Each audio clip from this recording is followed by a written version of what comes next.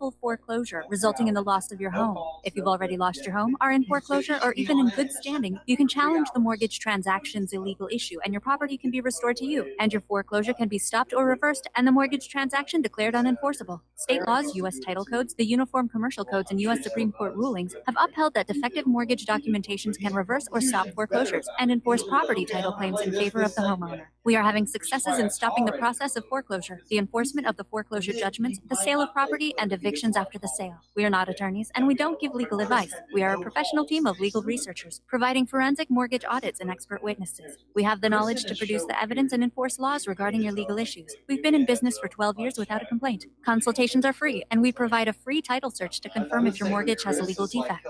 Please call 855-253-3748. 855, the number 2, keep it today. Other callers. You're listening to the Republic Broadcasting Network, because you can handle the truth.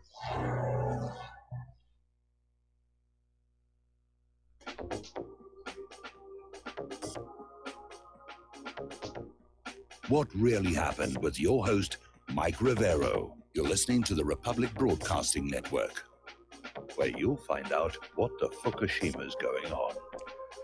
And aloha, America. Welcome to our show today. It is Monday, March 18th, 2019, getting on through the month here and start of a brand new week. We've got a lot to talk about. Phone lines are open, 800-313-9443. That's 800-313-9443. Mike is in our control room, ready to answer the phone, put you on the air with your comments and questions.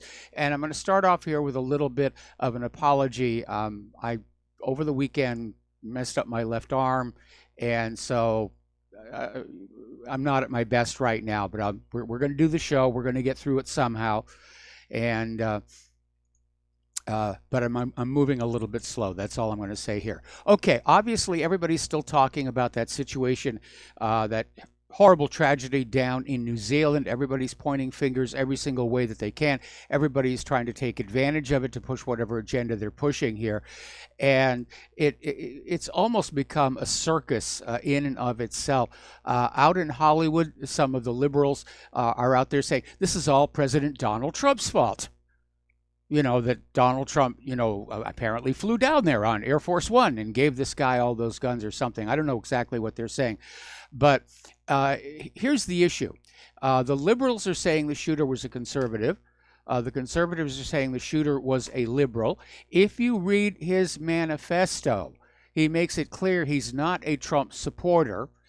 And, he basically indicates support for some leftist causes like the environment. Now his manifesto kind of bounces back and forth across the aisle. But it's kind of hard to get a read on the guy, let alone definitively say, oh, he's a conservative, he's this, he's that here. And a lot of people are saying, well, ultimately, the problem is that you've got all this unfettered immigration, and the local people are very resentful of it, and that is a probable cause of what's going on here. Now, the officials are out there trying to find something to blame, but they won't blame the immigration and they won't halt it. Rush Limbaugh came on out saying that this was a false flag, that the shooter was a leftist who staged the attack to frame conservatives. And that, I think, is a little bit out there. And again, if you read this guy's manifesto, he's kind of between. He espouses some conservative views, some liberal views. He's not hardcore one side or the other. Now, New Zealand is already out there saying that they're going to push for more gun control, even though they don't know where the shooter got his guns. But it's emerged so far that Brenton Tarrant was able to get a Category A gun license in November of last year, and he's just started legally purchasing the guns a month later. And it's another reminder about all this talk about background checks. They don't work. Because this guy just sailed on through. They're saying there were no red flags. And New Zealand Prime Minister Jacinda Ardern is saying our gun laws will change. Now, they have backed off, saying that they're going to ban all semi-automatic weapons. Apparently, there was a huge pushback especially from people in New Zealand who are into ranching and farming, and they need these kind of weapons to varmint their fields and farms here. Over on MSNBC's Joe Scarborough went to Twitter to say he's in favor of a ban on the AR-15 because it's a, quote, weapon of war that was far deadlier than the M16 used in Vietnam. Needless to say, Second Amendment experts like Stefan Gutowski basically jumped on him and said, no, of course not. The M16 is far more lethal. The AR-15 was never intended to be used as a weapon of war. It's a sporting rifle. It's a target weapon. It's a varminting gun. It's a home defense weapon. Now, one of the weirdest things about this whole Christchurch shooting is how social media, the internet, is literally being scrubbed of all the raw material. And Facebook said it has already removed 1.5 million copies of the video that was live streamed by the shooter during the mosque attacks. And they took these 1.5 million just in the first 24 hours. And apparently now they're blocking uploads. And Facebook said it also removed all edited versions of the video that do not show graphic content, supposedly out of respect for the people affected by the mosque shooting and the concerns of local authorities. I think it's more that latter one. Because I'm not the only one who's suspicious about this. Over at Natural News, they've got a headline. What are they trying to hide? Because there's a lot of violent videos on the net. But now possessing a copy of the New Zealand mosque shooting video can get you 10 years in prison. And they've already arrested an 18-year-old man for merely sharing the live stream video of the Christchurch shooting. Now, the video has been classified by the Chief Censor's Office as objectionable, which means anyone in possession of the video of the shootings could be in serious, serious trouble. They could face imprisonment, which basically means that linking to content the government doesn't approve of is now a crime in New Zealand. Now, there are videos out there with a lot of mass murder. Look at any of the videos being streamed from places like Syria or Iraq or Yemen. I mean, the U.S. government, NATO, they constantly live stream their mass murder videos. Nobody says anything about that. But on this one, it feels very wanky that they're trying to just make this video go away. So anyway, this 18-year-old man was arrested. He's been charged with publishing objectionable publications in the week prior to the attacks, including a photo of the mosque with the words target identified and messages inciting extreme violence. And it's a very, very weird situation. And you need to understand, the story has mutated because when the reports first came out, if you'll remember, the authorities said they arrested 4 people, 3 men and a woman, and they found improvised explosive devices attached to the attackers', plural, vehicles, plural. This was quoted by Associated Press. And now the official narrative, which you will believe if you're a loyal patriot, is that this 28-year-old Brenton Tarrant murdered 50 people and injured scores of others, all by himself. And it's starting to feel really, really wanky. Now, apparently, this New Zealand mosque shooting suspect visited Israel back in 2016. Using his Australian passport. All right, we're going to do a shout out now to our on-air affiliates who are just now rejoining our network and getting into other parts of the world. There was a story that came on out that the United States is planning to leave almost 1,000 troops in Syria. And this came from the Wall Street Journal. That said, as talks with Turkey, U.S.-backed Kurdish forces and European allies have failed to produce a deal on a safe zone, the U.S. now intended to keep working with Kurdish fighters in the country. Well, this is now being denied by the United States government, who is saying, no, there'll be 200 troops left behind, but that's really it. And the Wall Street Journal article is factually incorrect. This is coming from General Joseph Dunford, chairman of the Joint Chiefs of Staff. Okay. Meanwhile, Damascus is accusing the United States and allies of war crimes in Syria. And the Syrian Foreign Ministry responded to the statement issued by the U.S.-led coalition partners that refused to take part in reconstruction, noting that these states are not invited to contribute to the reconstruction after those war crimes committed against the Syrian people. And they said these countries that killed and destroyed have never been interested in the reconstruction of Syria, and they are not invited to contribute to the reconstruction. These states should only pay compensations for the killing and destruction committed as a result of their heinous crimes and stop their blatant interference in internal affairs. And Syria is right to do that, because if you look at the reconstruction of Iraq, it was just rife with corruption. The money poured on in. The few buildings and facilities that were built are already crumbling and falling apart. There was one police station they were building. They didn't even have it finished before it started to fall apart. It was just a ripoff. Meanwhile, Russia has deployed updated Sukhoi 25 attack aircraft to contain the Idlib militants.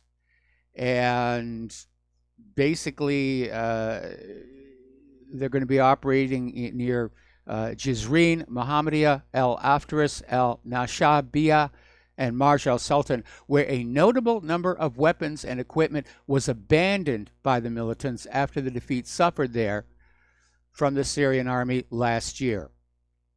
And many of the, and I'm waiting, okay, good, we're reconnected. Welcome back to our show here. Venezuela has been hit with yet another massive electric blackout. Reason behind the outage unknown, but suspected to be outside interference yet again. The blackout is reported mainly by the inhabitants of East Caracas, and basically where you've got the hotels, foreign embassies, and it looks like it's just cyber war. All right, we're going to take a caller. Rolly in Minnesota. Aloha. Welcome to the show. What's on your mind? Paul, I was doing a show Thursday night, and the interviewer asked me how I feel about the massacre that went on in New Zealand, because it was Thursday night, where I was at, Friday morning, in New Zealand itself. And, yeah, it's just amazing, like, how fast these things go, and it almost seems like a couple days ago. But, Mike, I've been trying to use some critical thinking about, like, what happened. And Richard Hewer talked about the double hypothesis, the analysis of competing hypotheses. And it really can't be like a false flag or a hoax. It's either one or the other, or some sort of like media trickery, at foot, something they haven't told us. So it's one of those three, it's more than just double. And it just seems very odd that there was a ready-made, tailor-made manifesto. They had ready-to-go legislation to go ahead and pull out and rapid fire out, Portland, Port Arthur style. And they already send a message to their citizens, don't continue to send out posts about Facebook, but they've already had a trial, like just starting for 18-year-old boy. And CNN and the mainstream media say that the objective of the live shooter was trying to provoke a race war, but they've been fanning flames of hatred for a while. Yes. Yeah, I mean, if you look at all this anti-Muslim propaganda that's been going on in the media, I mean, certainly the people putting that out have to share the blame.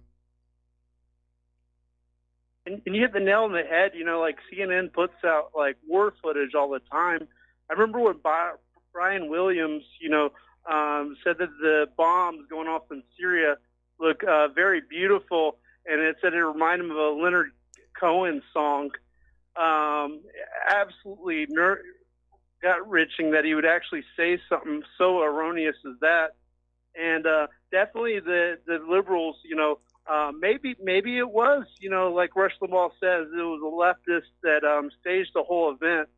I don't know personally, but there's definitely something afoot, and the lefties are not going to let a good tragedy go to waste. They're following the commandments of Saul Alinsky on that one.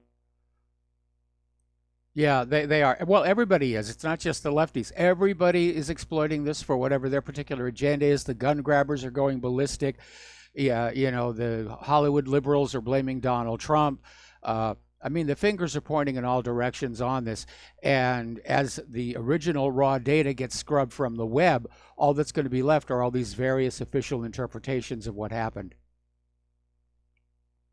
And like for me, like I'm not going to say like automatically what happened because I wasn't on the ground. I really don't know. I think that the images that we saw were a little bit shoddy. And like I just want somebody that's an official, that's intelligent, that's going to speak to me and tell me exactly what happened. Like for example, I wonder like what happened to the cartridges when he shot outside of the mosque itself, for an example. And if they could like explain that to us, that would be great. That would behoove me, greatly, the citizen population, instead of massive confusion about what happened. Well, I imagine that the shells, just fell into the grass, is probably what happened there. I don't think this was, a total fake the way Sandy Hook was, but I think this guy, given that there were no red flags, this guy seemed to come from money. His passport shows he used to travel all over the place. Apparently, he had a very good life, and then all of a sudden, he just decides to go on this rampage. And he's obviously been planning it since last November when he got his Category A gun license, and just started buying guns. Like, he had a lot of guns in that car, and why that didn't catch anybody's attention, I don't know. But again, what we're dealing with here is not a gun problem, but an individual problem. I want to know if this guy was taking prescription antidepressants. Right, Michael, absolutely. I did read his manifesto itself. I might have a little bit of insight on the whole, like, Candace Owens thing, if you're interested. Okay. For me to tell you about. Yep. Okay. So he says that he idolizes Candace Owens, something to that extent.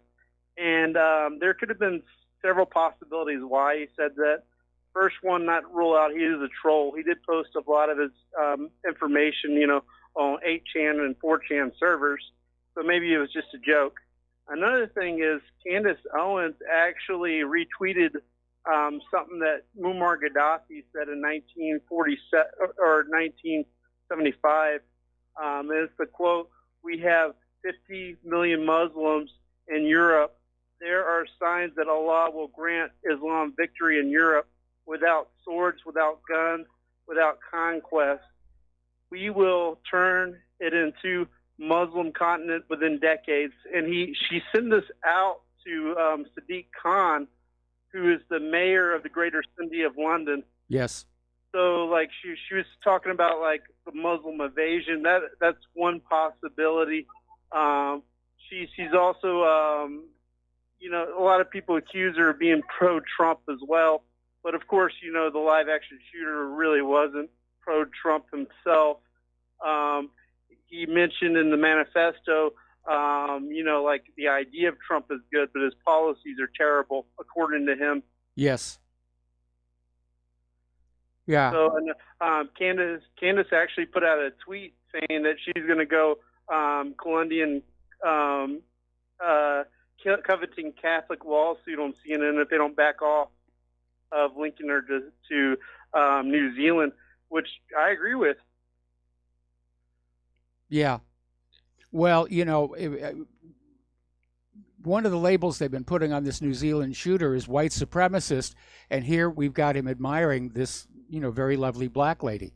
And so, like I said, everybody is trying to milk this for their own agenda. The actual facts be gosh darned.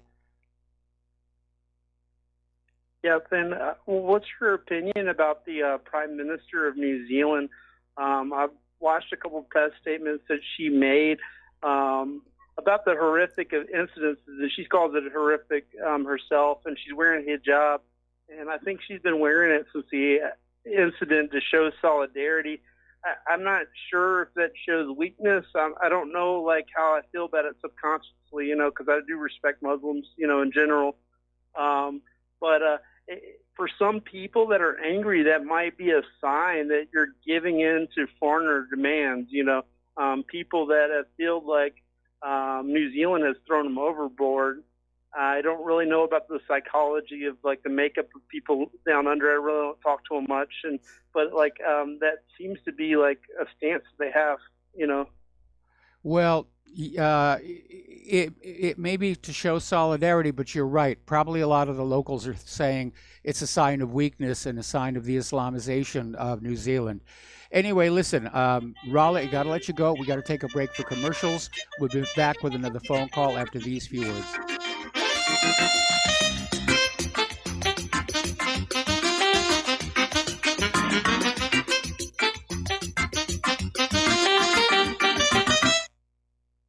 Corporate media dominates the American opinion. Finding independent voices that counter this avalanche is becoming increasingly difficult. With the endless corruption running rampant throughout our government, independent voices are needed more than ever to battle the offensive against our freedoms and liberties. As a listener of RBN, no one understands this concept better than you. Now it's up to you to do your part. The time has come for you to take action and begin broadcasting the truth to hundreds or thousands of people every month. Sound impossible? Quite the contrary. With pointed slogans from LibertyStickers.com, you can reach countless sleeping Americans unaware that they live in a real-life wonderland. LibertyStickers.com has a huge inventory of political bumper stickers and messages that reflect the truth about our government, our politicians, and the future of America. With so many in stock, there's one perfect for you. Visit us today at LibertyStickers.com. Again, that's LibertyStickers.com. Do your part. Your voice is important. Let it be heard.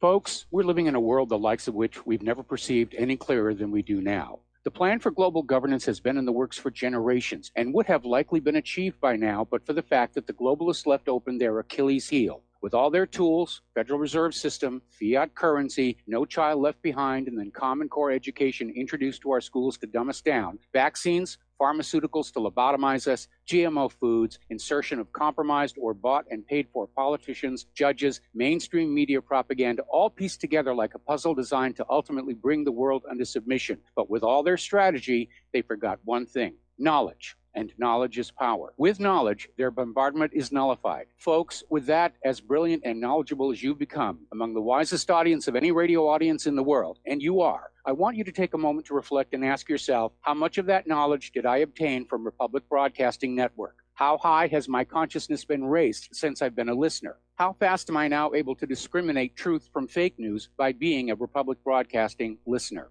How clear am I now able to see the world since I've been listening to RBN? Ask yourselves those questions, folks. Then ask yourself, what is that knowledge worth to me? Like my morning coffee, how would I survive without it?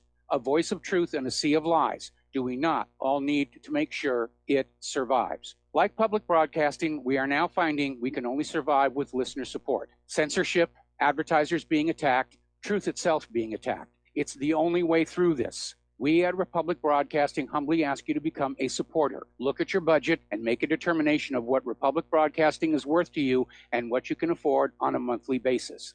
Go to republicbroadcasting.org and pledge $20, $30, $40, $50, if possible, $100 a month or more if it's affordable. Click the donate button and become a regular monthly donor. Assure both us and yourself that Republic Broadcasting truth will continue to flow like that morning coffee. The network thanks you.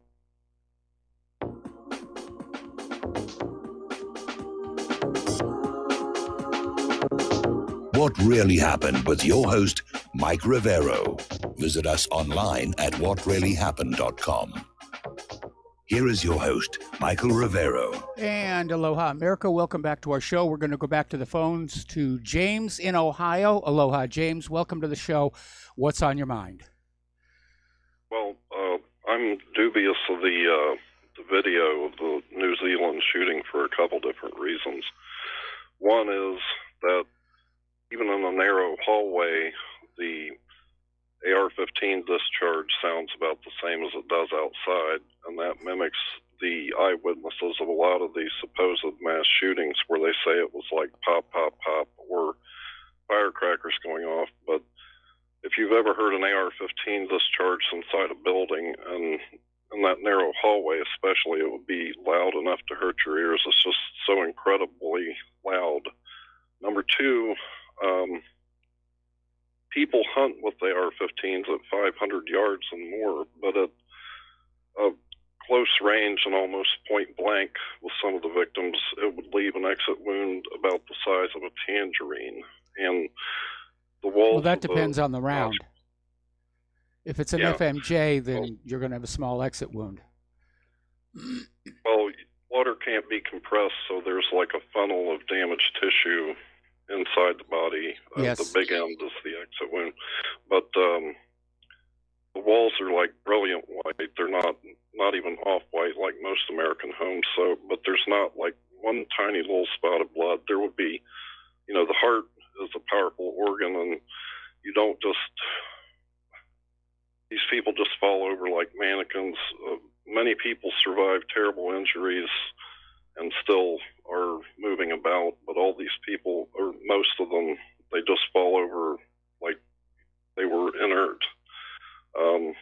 Number three, if this is real, there is no way this guy, that he was new to killing people. He goes about it with all the excitement of going grocery shopping.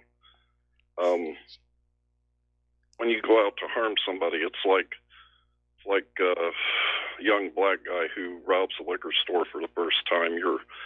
Your anticipation of it builds up adrenaline that makes you sick, but he's just as cool as a cucumber. If this is real, I have to believe he's killed before on several occasions at least.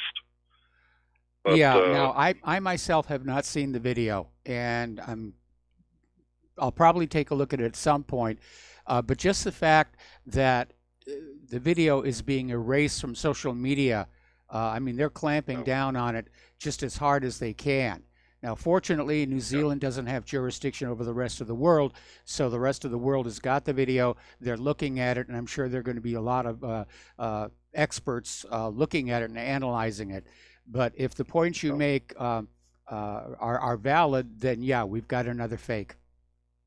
Well, you can just look at videos of massacres where firearms were used, and there's just blood everywhere. I think if this was real, there would be so much blood on the walls it would look like somebody went around with a bug sprayer filled with blood. But anyway, that's about all I had for you. Keep up the good work. All right, thanks an awful lot. We're going to let you go here and get on back to the news. Again, it's very suspicious that the government of New Zealand is just trying very hard to make this video go away. And Facebook is trying to make it go away, and unfortunately Facebook is global. They're trying to make this video go away. They don't want people looking at it for some reason, and I don't think it's just because it's, people being shot, because there are videos of people being shot all over Facebook and YouTube, especially from the war zones. So I agree this is very, very suspicious. Okay, getting on back down now to Venezuela. There was an interesting article in FortRuss.com, and they in turn are citing the Mexican press in saying adios Guido, and they're basically saying you need to understand the people of Venezuela are very tough and they're very resilient. They've been fueled by almost 2 decades of fierce hostility from the United States, its allies, and its lackeys. It's been attacked with economic war, media war, now the electric war, in the context of continuous coup tactics and hybrid warfare. But Venezuela continues to emerge victorious and with high morale. Now, the fact of the matter is that the attempt to trigger a coup d'etat against Maduro, led by Guido, has fallen flat on its face. Now they're trying these blackouts to see if they can get the people to knuckle under and get rid of Maduro and welcome Guido. And it's an ugly situation, and I have tremendous sympathy for the people of Venezuela, what they're going through, what they're suffering through, all in the name of Venezuela's oil and what currency it's going to be sold in.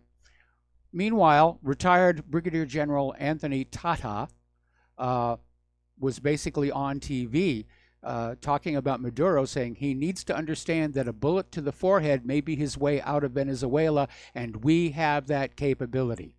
So now they're talking assassination. We got to take another break for commercials. We'll be right back.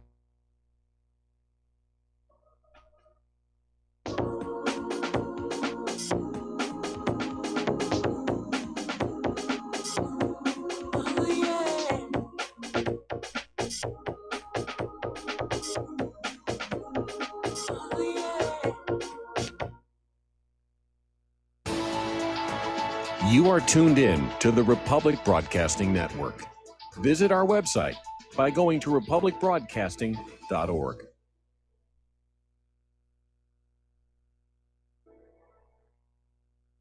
Homeowners, are you in foreclosure, expecting to be served with a foreclosure lawsuit, or suspect your lender has coerced you into an illegal mortgage transaction? A huge number of mortgages made in the last 10 years have legal issues and are possibly defective. State laws and the U.S. Supreme Court have upheld that defective mortgage documents are grounds for foreclosure defense and for counterclaims in favor of the homeowner. If your mortgage has been sold or assigned since closing the loan, it may be defective and you may be paying the wrong party, and the lender may not have standing or the right to foreclose or collect payments under the law. If you would like to know if your mortgage is legal or not, or know if you are paying the right party, we can help. Our initial consultations are free of charge. We are not attorneys. We are legal researchers and work closely with experienced lawyers who know how to help you find the evidence to help you keep your home. Call toll free 1-855-2-KEEP-IT. That's 1-855-2-KEEP-IT today.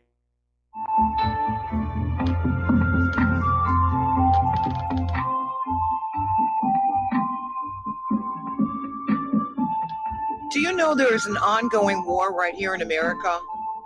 Are you aware that U.S. citizens have been classified as enemies of the state since 1933?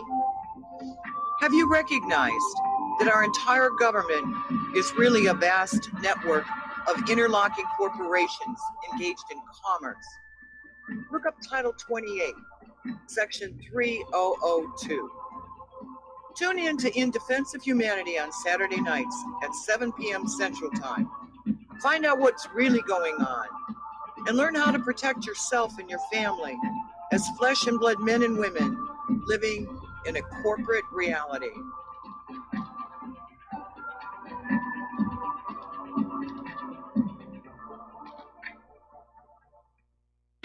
Without the right accessories, any guy can be off the mark. Whether you've invested thousands in your arsenal or you own a single trusted firearm, a visit to AROutfitting.com is in order. It's one of the finest online selections of tactical optics and AR parts and add-ons, like EOTech, quick target acquisition with no peripheral loss. Browse the full range of Nikon scopes and binoculars. AROutfitting.com can illuminate your world with Streamlight gun-mounted lights from keychain to large handhelds up to 1,100 lumens. Find some stability with Battenfield tactical bipods. AirOutfitting.com has CMMG gun parts, barrels, assemblies, handguards, part kits, and more, plus mag-full clips and magazines. I know I've got you excited, so take a breath. Head to AirOutfitting.com. The site's super easy to navigate and features a ton of technical info, including links to manuals. We also welcome vendor and manufacturer inquiries. Remember, if you don't see it, we can get it at AirOutfitting.com. When all this twisted steel was swept away, did these remaining holes reveal what's really happened? And aloha, America. Welcome back to our show here. And wars all over the place here. Story out of, mailchai.mp. Yemen, 4 years of British-enabled tragedy. We know there's a lot of players in there. Saudi Arabia is taking point. And a lot of people are saying it's Saudi Arabia's war. I don't think so. I think Saudi Arabia is acting as a proxy for the United States. because some years back there was a successful U.S. regime change in Yemen. They kicked out the legitimate government and imposed a new government, and the people of Yemen just didn't like living under puppet rule, and they kicked out the junta, and that's when all of a sudden Saudi Arabia just said, well, we've just got to go on and give these people what for. But this article is basically talking about just how destructive this Saudi war on Yemen continues to be. And it's backed, of course, by the United States and by Great Britain. Last week, 2 separate reports outlined the scale of brutality unleashed on the Yemeni people. A United Nations High Commissioner for Refugees report concluded that nearly 100 civilians were killed or injured in Yemen every week in 2018, whilst the preface of the Days of Judgment report from U.S.-based University Network for Human Rights and Yemeni monitoring group Watana spells out just how dire the situation is. In a country that was already among the poorest and most fragile in the region, 14 million people are now threatened by famine, and even more depend on humanitarian assistance. And while precise figures are lacking, an estimated 50,000 people have been killed as a direct effect of the wars, and 85,000 children may have died of hunger and preventable diseases. And as a confirmation of the UK involvement here, Russia Today is running an article saying that the British Royal Air Force is providing engineering support for the British-supplied aircraft operated by the Royal Saudi Air Force. The bombers. The bombers are supplied by Britain. They're being maintained by Britain and responsible for killing innocent people in Yemen. Okay, we're going to take another phone call. Robert in Ontario. Aloha, Robert. Welcome to the show. What's on your mind? Hi, Mike. I'll just be a minute. I understand. I read something. Sorry, I read something regarding the fact that possibly John Podesta and Hillary were in New Zealand 5 days before this happened. I don't know if it's true or not. I heard about Podesta possibly being down there. I hadn't heard anything about Hillary. And again, we don't really know for sure.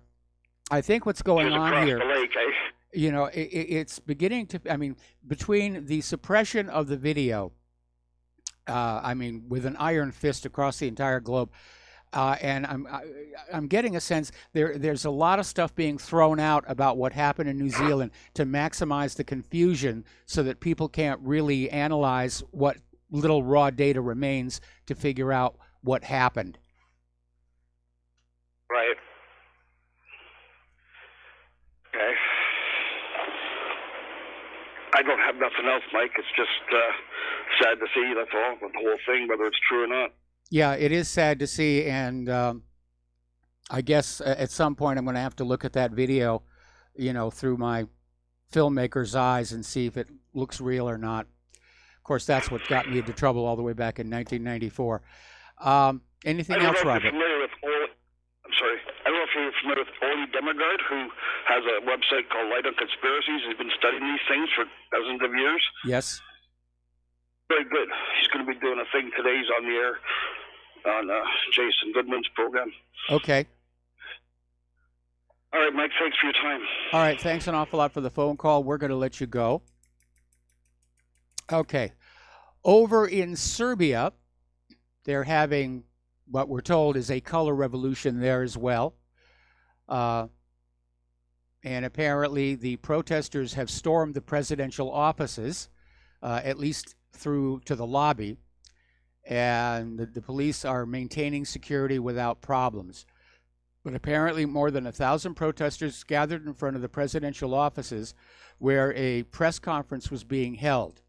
And the protesters attempted to break through the fence around the residence. French President Macron is out there banging the gong, if you will, over China's presence in Africa. Oh, we can't have China in Africa. And it's really all about containing the wealth and which direction it's going to go, because Africa is the last great reservoir of unexploited, undeveloped natural resources. And obviously the West wants it to be theirs, whereas countries like Russia and China, understandably, want access to those raw materials as well. And we're sort of past the age where people simply go on in and bid for them, and the highest bidder wins. And now we're fighting over these resources. And basically, you see all these Western leaders smiling, shaking hands, and offering sage advice on tours of Africa, and it's hypocritical. It's very hypocritical. You just look at the history of Africa's exploitation in the past. It's happening all over again. Alrighty, in Spain, the Catalonia pro-independence protesters are marching in Madrid, and more than 60 political collectives from Catalonia and other parts of Spain are heading to the nation's capital aboard 400 chartered buses and are expected to gather and march between Atocha and Plaza de Cibeles. And they're marching under the banner, "Self-determination is not a crime." No, it isn't. It is a human right recognized by the United Nations Universal Declaration of Human Rights. Over in Israel, there has been yet another storming of the Al-Aqsa Mosque, this one mostly involving foreign tourists from the United States. And so you had these Jewish settlers of American origin storm the Al-Aqsa Mosque courtyards, and they were under heavy protection of the occupation forces. And the settlers performed religious rituals and provoked the Muslim and Palestinian worshippers. Meanwhile, occupation forces deployed all around the mosque from the early hours of the morning and tightened restrictions imposed on the entry of Palestinians. So there's an interesting reversal. The illegal settlers get to come and go, and the Muslims are basically being discouraged from attending here. Now, Israeli settlers are carrying out these raids on Alaska on an almost daily basis. They are always accompanied by heavily armed Israeli military police who impose restrictions on the Palestinian and Muslim worshippers, with many banned from entering the holy site for months at a time as a result of their rejection of Israeli settler desecration of the area. So this is a deliberate policy of provocation. Now, here's a very interesting story. This came out of Middle East Monitor here. And it says the Israeli occupation army has proposed a plan to reoccupy the Gaza Strip during any future offensive. Al-Khalij Online reported this on yesterday. And the plan was approved 14 years after Israel's unilateral disengagement from the coastal enclave. I hate to say I told you so, but I told you so. Because 14 years ago, when Israel magnanimously gave the Gaza Strip back to the Palestinians, it was done as part of this little deal that the Palestinians would get the Gaza Strip and the world would turn a blind eye to the illegal settlements being built in the West Bank. And I predicted back then, as soon as those settlements were facts on the ground and could not be removed, Israel would take Gaza back over, and it looks like it's getting ready to happen right now. Okay, we're going to take another phone call from Joe in Tennessee. Aloha. Welcome to the show. What's on your mind? Hey, Mike. It's very fitting that France would be upset about the Chinese in Africa. I worked offshore in oil and gas, and our boat, we went into Morocco and Senegal, and we were drilling off Mauritania. And it's all like French. If you want to buy a phone card, it's all through French Maritel or whatever it was. Yes. And, you know, if you want to get food, it all comes through France. So although, like, they talk about colonization being over, it isn't. All your airplanes going in and out, you got to fly through Paris. And people, you know, don't realize it, but Africa's still under colonial power. You know, they all have what would you call it? Franchises, I guess. Yes. For French companies and America. You know, I'm sure the British are down more in South Africa and their former colonies. The Portuguese might even still be in there. But I did see a ton of the Chinese, buildings and cement factories and other things in Mauritania. And I did notice also on the flights out there, there were a lot of like high and tight haircut military guys from Fort Bragg in Georgia and other places all flying into our big embassy there. So yeah. I think, they realize that that's the new battleground is China and Africa.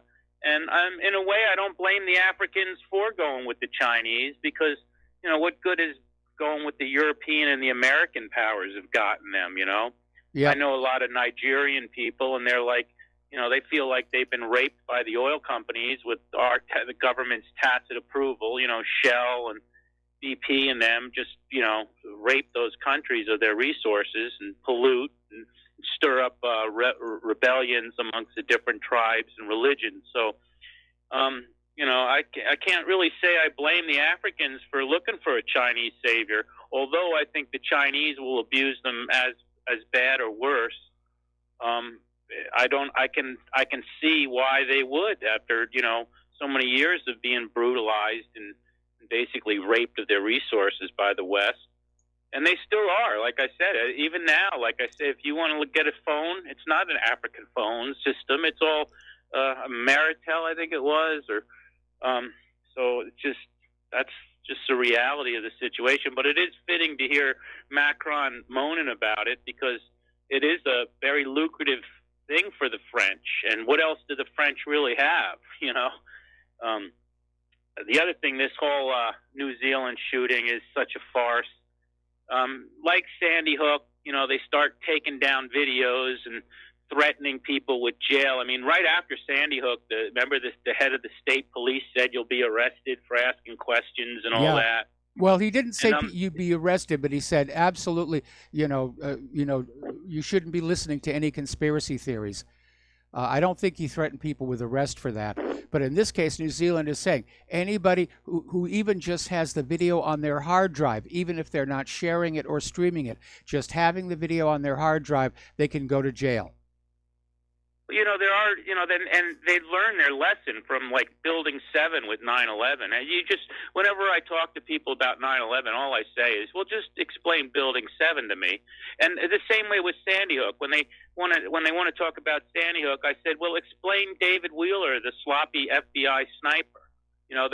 And all the videos, most of the YouTube videos that I used to share about the sloppy sniper, David Wheeler, they've all come down. There's very few of them left. But, I mean, all you got to do is have a picture of this guy in his sniper outfit, right? Yep. Carrying the weapons and then him testifying in front of Congress and say, what's with this? It's the same thing as Building 7. And I'm sure if we got a chance to really analyze this shoot 'em up in New Zealand, there'd be similar things, and they don't want that to happen because they know how powerful that is to people that think for themselves. Yeah, there are a lot of experts out here on the internet who are probably going to be looking at that, and there definitely is reason to look at that. But as I admitted to the earlier caller, I myself have not looked at the video yet, and I also find the timing of this convenient. Because, the whole issue with the Jews in the Democratic Party, with the anti-Semitism and these new pro-Palestinian Arabs coming in, the one boogeyman that Jews fear the most, and they've had it drummed into them, is Hitler and white nationalism. And so when I see this whole New Zealand thing, it's just wrapped up in such a nice little bow, timing-wise, to demonize, white nationalism, I think part of it is to try to get the Jews, who are a very powerful group of people in all different aspects, finance, media, you name it, back on the reservation, because I think a lot of them were being upset and alarmed by what was happening in the Democratic Party. So I would say that this false flag, definitely, that's one of the major benefits to the establishment of it. They want to. It's just like the Democrat. They want to keep the Jews on the Democratic plantation, and I think that's a big part of it. Well, and another big part of it, of course, is the timing relative to the revelations coming out from Judicial Watch where the judge has finally said, yeah, people are going to have to talk about that email system and what was going on with that. And you definitely are, Hillary certainly doesn't want that to happen. She doesn't want the corporate media to be covering that, which is why we're going to be covering that. And New Zealand makes a good distraction. So the corporate media, they're just completely obsessed with that right now. They're not reporting on anything else that's going on. Well, as they usually do, though, these things have been the things that have been happening over the last 3 years.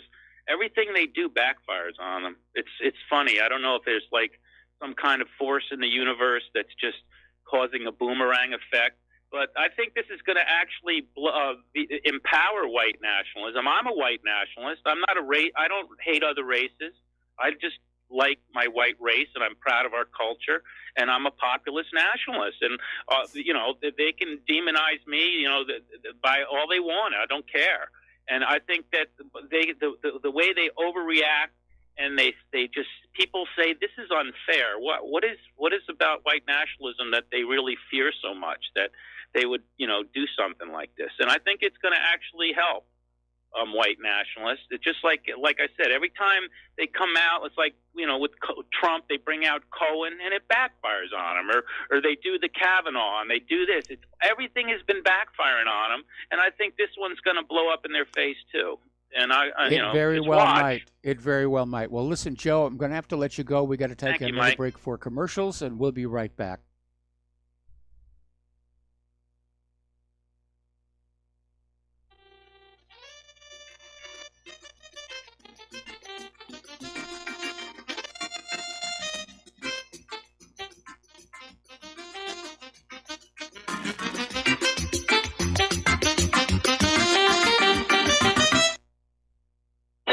Okay, nurse, let's get this man to the ER stat. Right away, doctor. We see this every day. Heart attack or angina pain due to blocked and clogged arteries. Chelation can remove obstructions or blockages from arteries and help avoid painful and expensive surgery. Now there's Angioprim. It's a liquid oral chelation product that you take with juice. You start to feel the results fast. Angioprim increases blood flow all over the body, and that means more energy and strength to take on the day with less aches and pains. 60 years of research has gone into chelation, and Angioprim is the result. A safe and easy way to unblock your veins and arteries from buildup that slow circulation. Paging Dr. Jones. Please report to the emergency room right away. Log on now for a special radio offer from Angioprim. That's angioprim.com/radio. ANGIOPRIM. Angioprim.com/radio or call 877-882-7221. That's 877-882-7221. Corporate media dominates the American opinion. Finding independent voices that counter this avalanche is becoming increasingly difficult. With the endless corruption running rampant throughout our government, independent voices are needed more than ever to battle the offensive against our freedoms and liberties. As a listener of RBN, no one understands this concept better than you. Now it's up to you to do your part. The time has come for you to take action and begin broadcasting the truth to hundreds or thousands of people every month. Sound impossible? Quite the contrary. With pointed slogans from LibertyStickers.com, you can reach countless sleeping Americans unaware that they live in a real-life wonderland. LibertyStickers.com has a huge inventory of political bumper stickers and messages that reflect the truth about our government, our politicians, and the future of America. With so many in stock, there's one perfect for you. Visit us today at LibertyStickers.com. Again, that's LibertyStickers.com. Do your part. Your voice is important. Let it be heard. Extend your life with Extendovite. When your doctor tells you you have bad cholesterol or blockages in the arteries, what do? When diet and exercise is not enough, we try medications and hope for the best. For the last 2 decades, I have been telling people about a natural method to help solve these problems and more. Extendovite can help maintain cardiovascular health and lower blood lipid levels in adults. The 7 herbs in Extendovite are known to work together synergistically to get the results we hope for. There are many testimonials on Extendovite's effect on circulatory-related ailments. Get Extendovite today to start your journey back to a healthier life. To order, call 1-877-928-8822 or visit heartdrop.com or see us on Amazon.com. Extend your life with Extendovite. We the people, in order to form a more perfect union, establish justice, ensure domestic tranquility, provide for the common defense, promote the general welfare, and secure the blessings of liberty. And aloha, America. Welcome back to our show here. We're still talking about Israel. And apparently a parliamentarian in Prime Minister Benjamin Netanyahu's ruling coalition has urged authorities to end any hope of establishing a Palestinian state. So, a member of the Knesset, Moti Yogev of the Jewish Home Party, declared we must cut off any political hope for the establishment of a Palestinian state of murderers that has never existed and will never exist. And once again, they're repeating the big lie. Yes, there's a Palestinian state. It's on the maps going back hundreds and hundreds of years. It's very angry. Okay, we got some callers on the line. So let us go with Dustin in New Jersey. Aloha, Dustin. Welcome to the show. What's on your mind?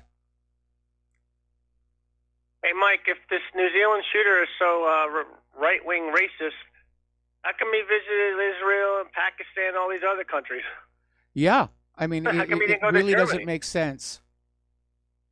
Yeah, and you know, Mike, I watched the video, and he was a cool customer, man. I mean, I still stand by what I said. I think he was some kind of SAS or something. You know, he played the British battle hymn while he was driving to the mosque. That's rather interesting.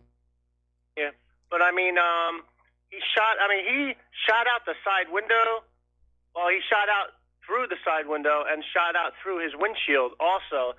But it seemed like the other caller said, it was very natural for him to do this. Nothing bothered him, you know, like he was a professional, you know. And Mike, another thing is like all these people saying, oh, you know, he manifesto and all that. Anybody can write anything they want, or somebody can write up something for them. So that's meaningless, really. You know, it really is. But again, you know, another possible explanation for his detachment while shooting at people. Again, I want to know if he was on some kind of prescription antidepressant. I mean, he could have been. I mean, we weren't all there, so we don't know. I'm just like, from what I watched the video a couple times, what I've noticed, you know, he didn't flinch or nothing. Like, he had no problem with doing what he did. And like you said, there was those other people that they supposedly arrested, and I saw that with the IED, and yeah, you don't hear nothing about that ever since. It's almost like the same with the multiple shooters, and they only arrest one shooter. Same with, remember the casino shooting at the in Las Vegas? Yes. Yeah, the same thing. You know, it's just like and that with Podesta going supposedly to New Zealand. I didn't hear a thing about Hillary going. I don't know if that's true. But no, I hadn't heard anything about that as well. I remember all the way back Columbine, where they arrested 3 guys, you know, not including the 2 students who were found dead. They arrested 3 other guys. They went away. We never heard from them again either. All right. Well, listen, Dustin, do you have more? Do you want to stay over the station break? Well, I just want to tell you real quick, Russia is putting Tu-22 backfire bombers in Crimea. Oh, boy. Okay. All right. Thanks an awful lot. We got to take a break for station identification. We'll be right back.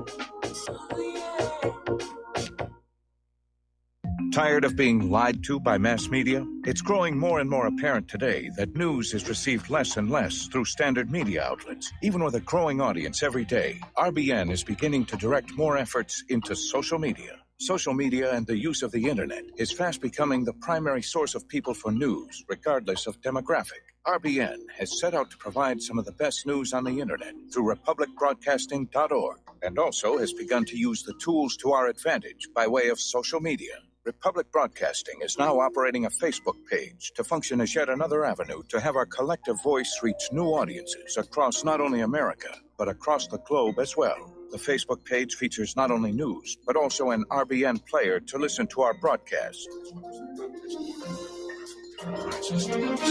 Get involved by visiting facebook.com/Republic Broadcasting and liking our page and share it with your friends and family, because you can handle the truth. You're listening to Republic Broadcasting Network, because you can handle the truth.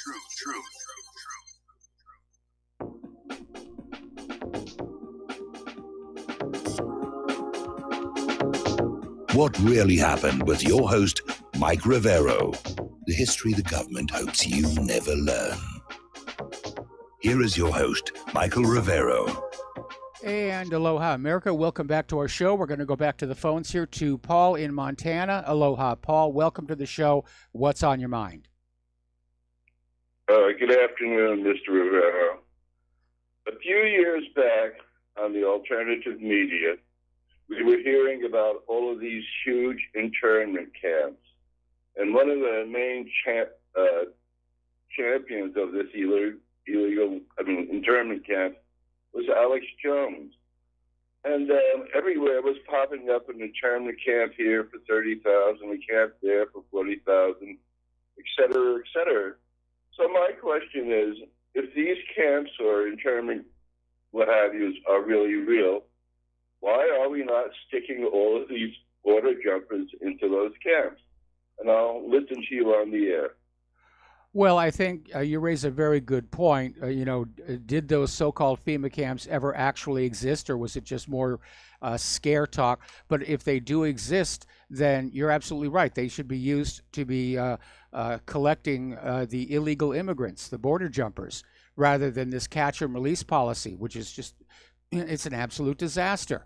They'll catch them coming across the border, and they'll say you have to show up at court at some point in the future, and they never show up at court. They just disappear into the population, and that's the end of it.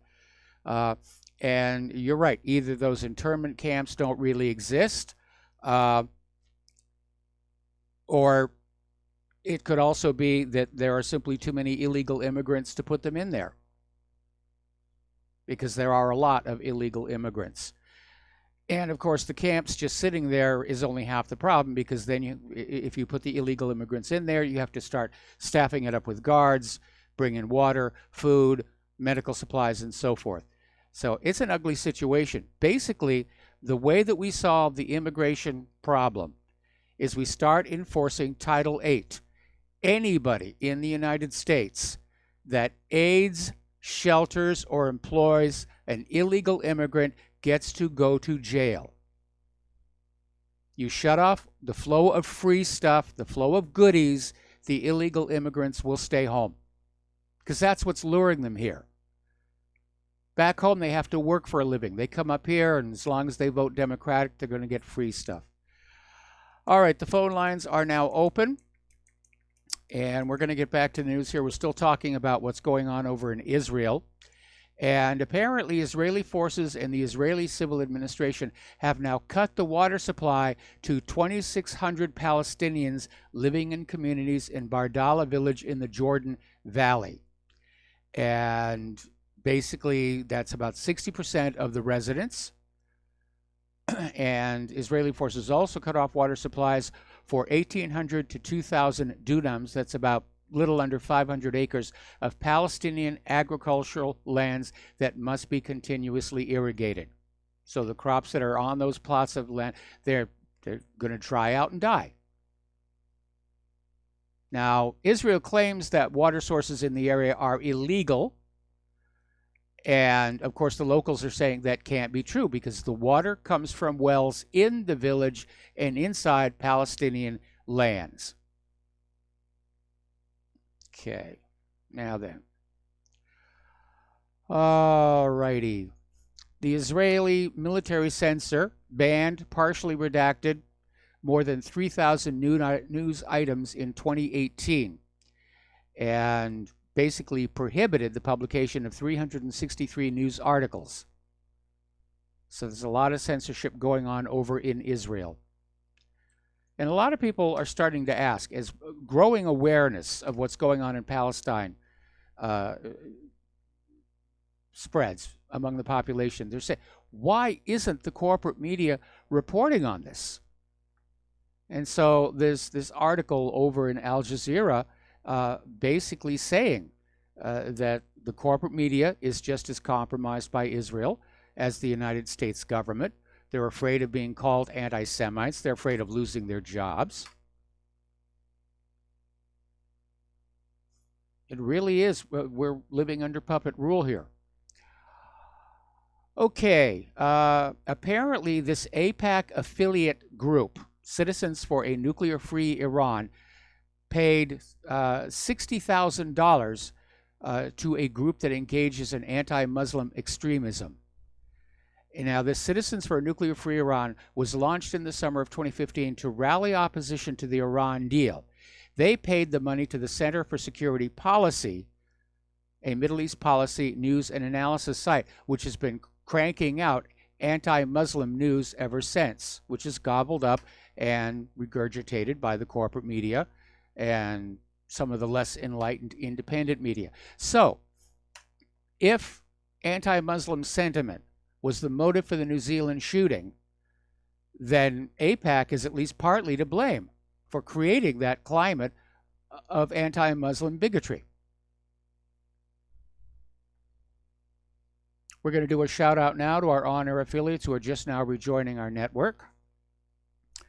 Okay, the corporate foundations of Verizon, Pfizer, Bank of America, Deutsche Bank, American Express, and JP Morgan Chase have collectively given over $25,000 to U.S. nonprofits that send money to the illegal Israeli settlements in the occupied West Bank. Now, $25,000 isn't much, but still the optics on it are not very good. Charity begins at home, for one thing, and there's a lot of people in this country who need help. All right, there's an organization over in Germany called Jewish Voice for a Just Peace in the Middle East, and they received a peace prize from the city of Göttingen. And this organization supports the Palestinian call for boycott, divestment, and sanctions against Israel. And, of course, the German Jews receiving this award triggered a firestorm of protest from prominent Jewish leaders saying, well, these are the wrong kind of Jews. They're self-hating Jews. They're anti-Semites.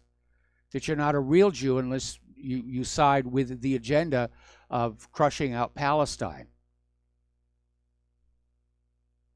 So apparently this is not the first time the organization is targeted for its Palestinian solidarity. Back in 2016, after an incitement campaign by the government of Israel and its local supporters, the bank account for the organization was closed.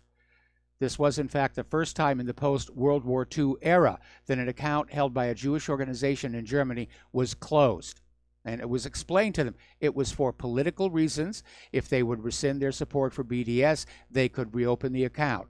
Only after a massive protest campaign was the account reopened.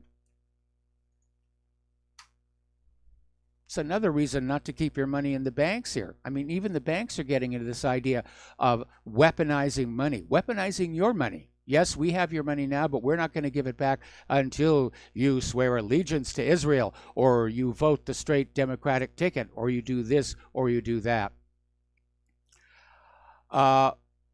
Apparently, there has been another shooting, and it's up in Utrecht, and it involves this 37-year-old Turkish-born Gökmen Tanis.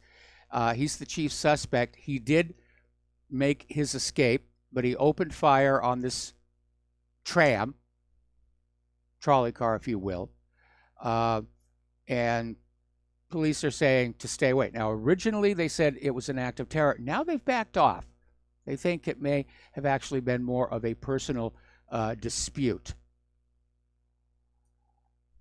South Korea is saying that there is no sign of an imminent North Korea missile launch. This is coming from South Korea's defense chief, and basically saying that, yes, they're refurbishing the facilities at the launch site, but there's no sign of any missiles actually being present, let alone being fueled and hoisted into position.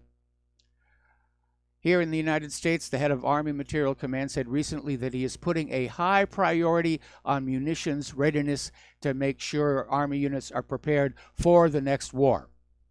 Basically, the wars we've already gone through apparently used up all the bullets. And so they're going on a buying spree. And this article actually says that Perna's comments come at a time when the Army continues to replenish its ammunition stocks as it prepares to face an equally formidable foe, such as Russia or China, on the battlefield. So that's where they're going. Meanwhile, over at the Air Force, they're asking for 4,400 more airmen and a new F-15EX fighter. That's in their new budget request. And they want more money for ongoing research programs such as the B-21 Long-Range Strike Bomber project.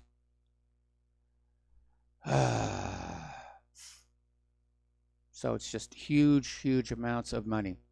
Apparently these 8 F-15EX fighters will cost just slightly over $1 billion, and they're meant to replace the older F-15C and D Eagle fleet. Over in Great Britain, more than 10,000 military personnel, 35 warships, 5 submarines, and 59 aircraft and helicopters from 13 countries will take part in Exercise Joint Warrior until the 11th of April.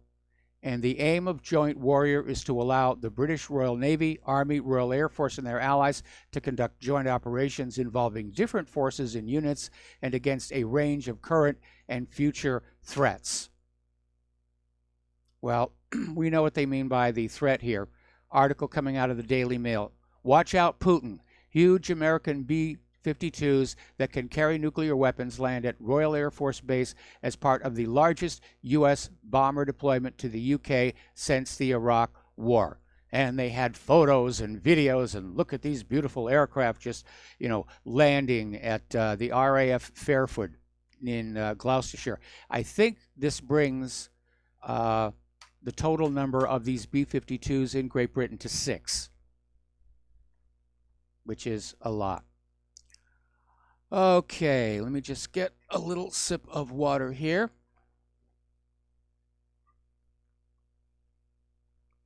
And let's get to the domestic politics. Okay. This is a story which I'm sure the corporate media is glad they've got New Zealand to report on, because they wouldn't want to report on this one.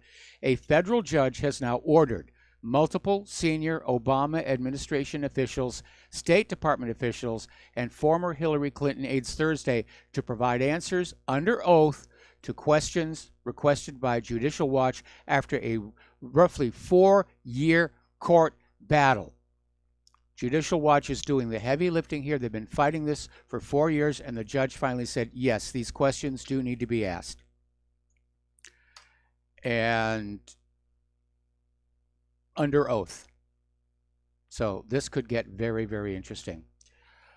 Colorado is now the 12th Democratic state to support ditching the Electoral College. And how they're going to get around the Electoral College. They can't change the Constitution. But all of these other states, these 12 states, they're passing measures to basically say whoever gets the popular vote gets all their Electoral College votes. It's a way of basically bypassing the Electoral College. And they're still throwing tantrums over Hillary's defeat.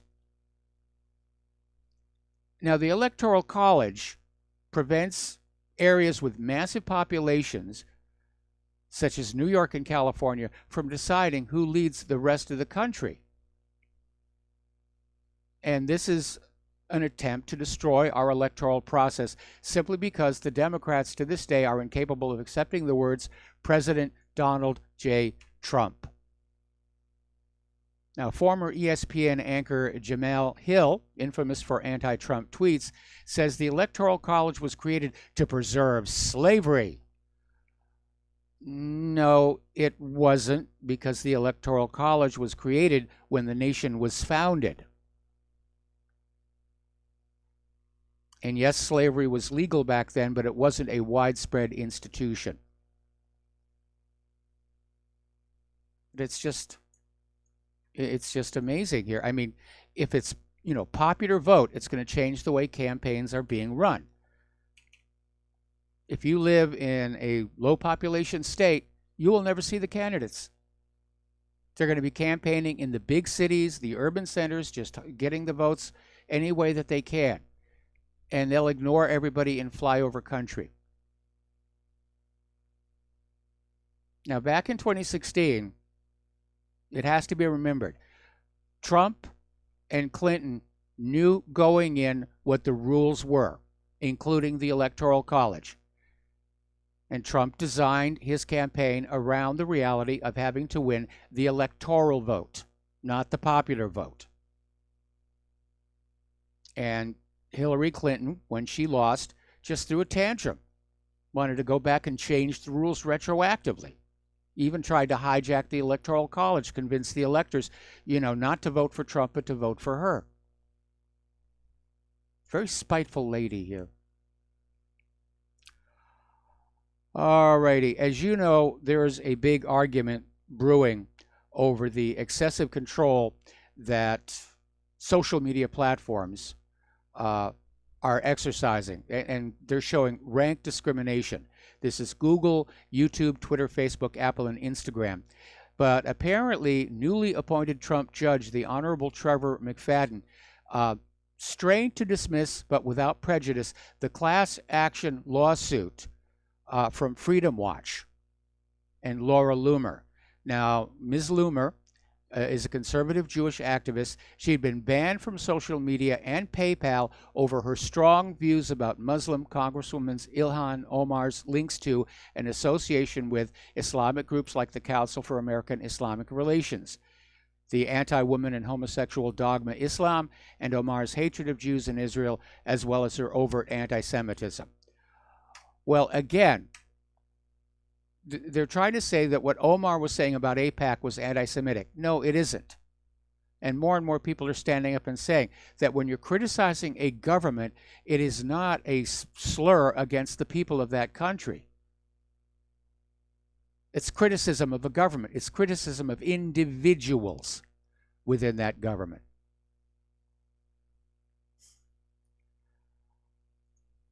Now, for some bizarre reason, and this gets back to what I said, be very careful about people who've got lots of gold plaques and trophies and all that stuff, because it's given to them to convince you should pay attention. And a good example of that is that CNN just received a First Amendment award, despite their constant lobbying of tech companies to ban InfoWars and other independent media. And Tucker Carlson basically took CNN to the woodshed, and their CEO, Jeff Zucker, for the absolute hypocrisy of getting a First Amendment award at the time they're trying to shut down freedom of speech all over the internet. Something funny is going on over at Fox News with Judge Jeanine Pirro. And last week, her show did not air. All Fox News will say is it was a scheduling conflict. She was preempted for reruns of some other ridiculous show. And she is not tweeting, so we don't know what's going on. But it may be a backlash from her not very well received comments regarding Ilhan Omar. So it's amazing there. Now, Trump is on the other side of this. He's out there saying, fight hard for Jeanine Pirro. And Trump is calling on Fox News to bring back the host after her weekly program didn't air. And apparently what Pirro said that may have been the cause of this is that the fact that Ilhan Omar wears a hijab means she follows Sharia law. I don't think that's an absolute. I don't think that's an absolute. But apparently, instead of her show, the network re-aired the documentary Scandalous, The Trial of William Kennedy Smith. I was wondering why they brought that one up. Okay, we got to take another break for commercials, and we will be right back.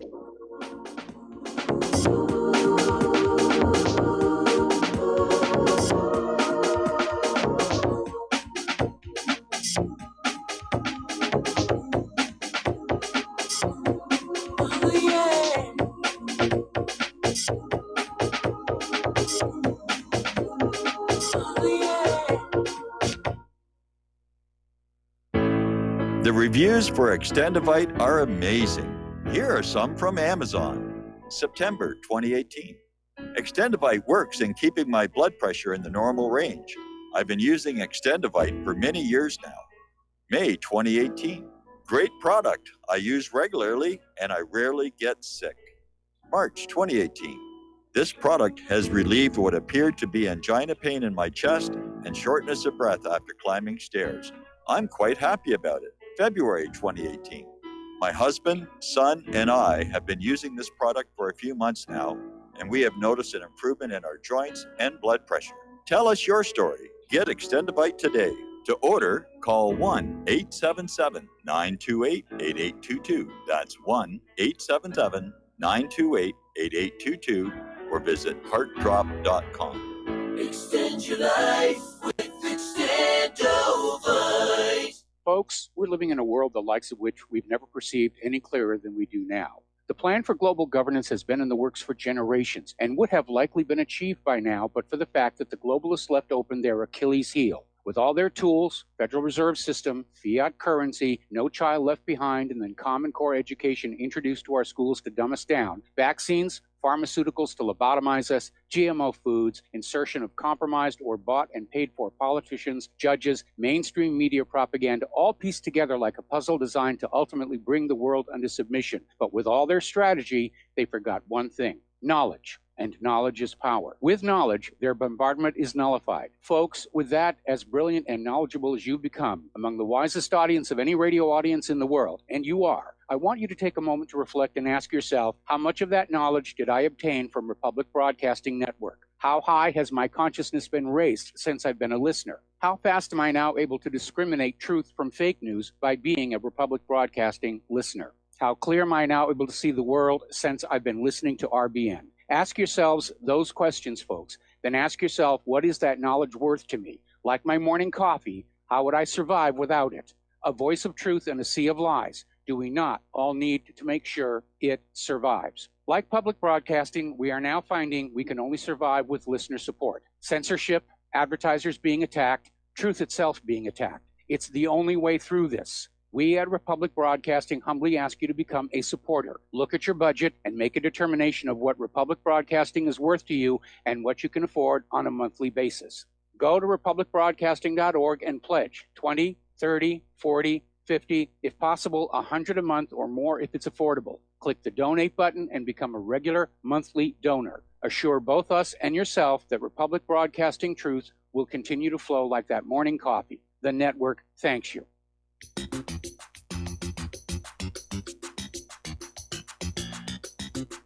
Welcome to What Really Happened Radio. Visit us online at whatreallyhappened.com. And now, set your eyes on the future and let's consider what really happened.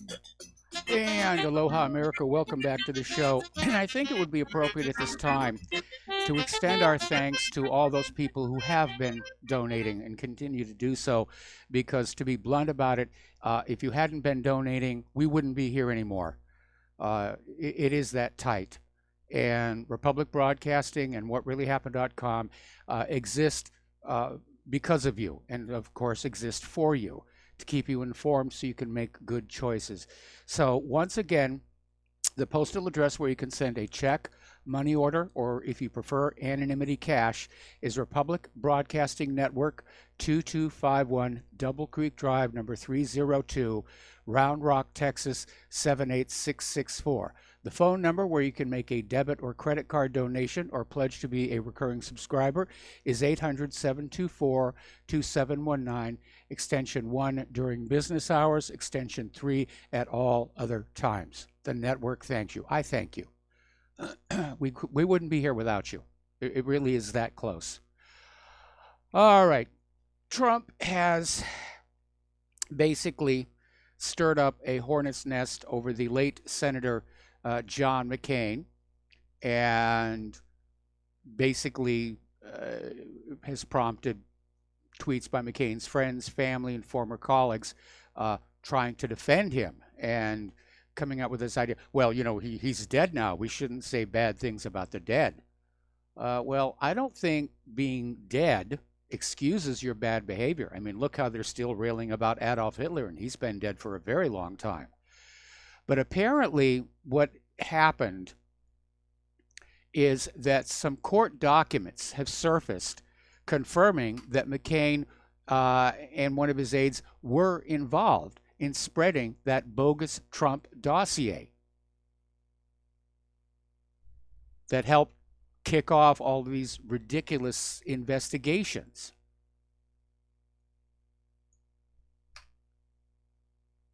Now, Christopher Steele has admitted that the entire idea for the dossier came from a report published by CNN iReport. Now, you may remember this. CNN stopped doing this, but it was basically CNN's user-generated news site, and stories on iReport were submitted by citizen journalists, and they were not edited, fact-checked, or screened in any way before being published. You could put up a story there saying that the world had come to an end, and it would have gone right through. And Steele acknowledged under questioning that he'd used a July 28, 2009 report published on iReport to substantiate claims he made about internet hosting company Webzilla and its alleged Kremlin ties.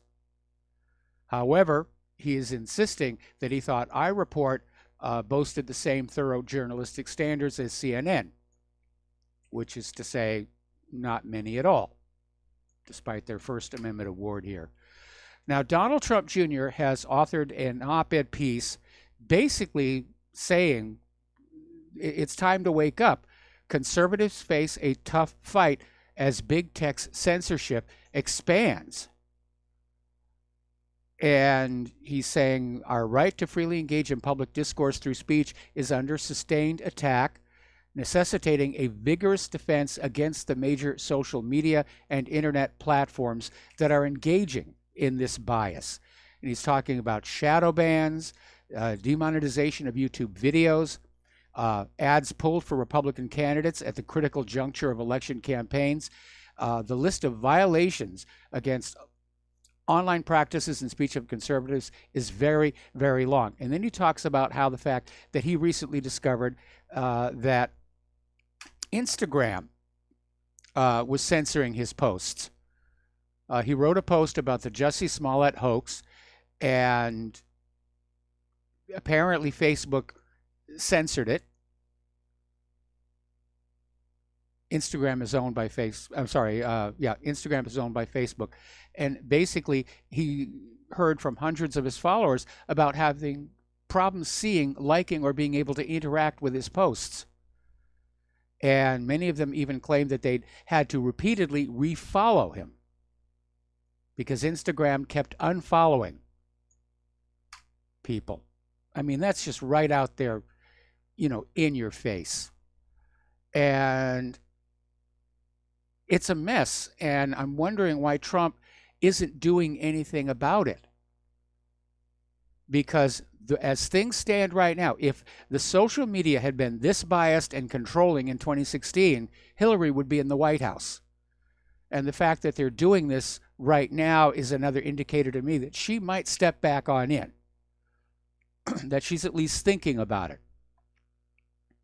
Now, I know that there was recently a poll about potential Democratic nominees in 2020, and Hillary was on that list way, way down toward the bottom.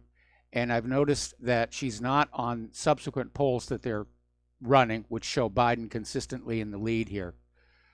But it is a problem. The American people need to be able to share information freely with each other about what's going on in the world of politics or the world of health or the world of anything else. And right now we can't. All right, we got to take another break for commercials. We'll be right back.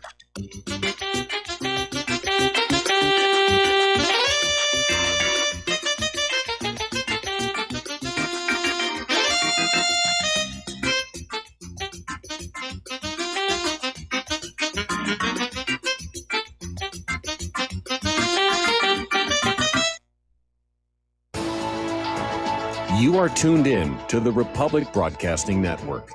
Visit our website by going to republicbroadcasting.org.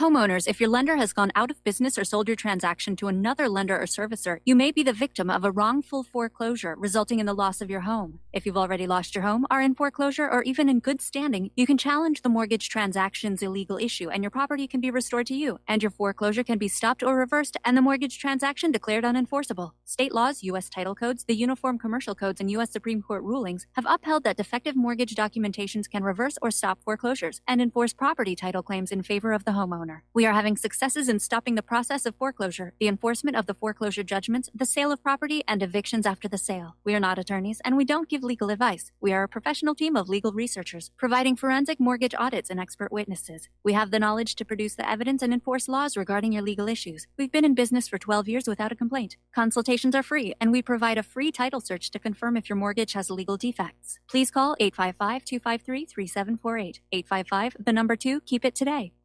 Do you worry a lot? If you're forgetful, nervous, moody, or overwhelmed, chances are you're not protecting yourself from the ravaging effects of stress and anxiety. No matter the cause, ongoing stress and elevated levels of the stress hormone cortisol can rob your memory, your health, your quality of life, and your future. Now you can combat the effects of stress and anxiety while improving your memory and recall at the same time with the dietary supplement Calm and Clever. Studies show that the ingredients in Calm and Clever reduce cortisol by as much as 30% in as little as 1 to 2 weeks and increase your ability to recall facts, names, and numbers in 4 to 12 weeks. Calm and Clever was created by scientist Kurt Hendricks, a principal investigator in 2 NIH-funded studies on Alzheimer's disease. Try Calm and Clever for 2 months. You'll feel the difference. Call 1-800-758-8746 or go to calmandclever.com.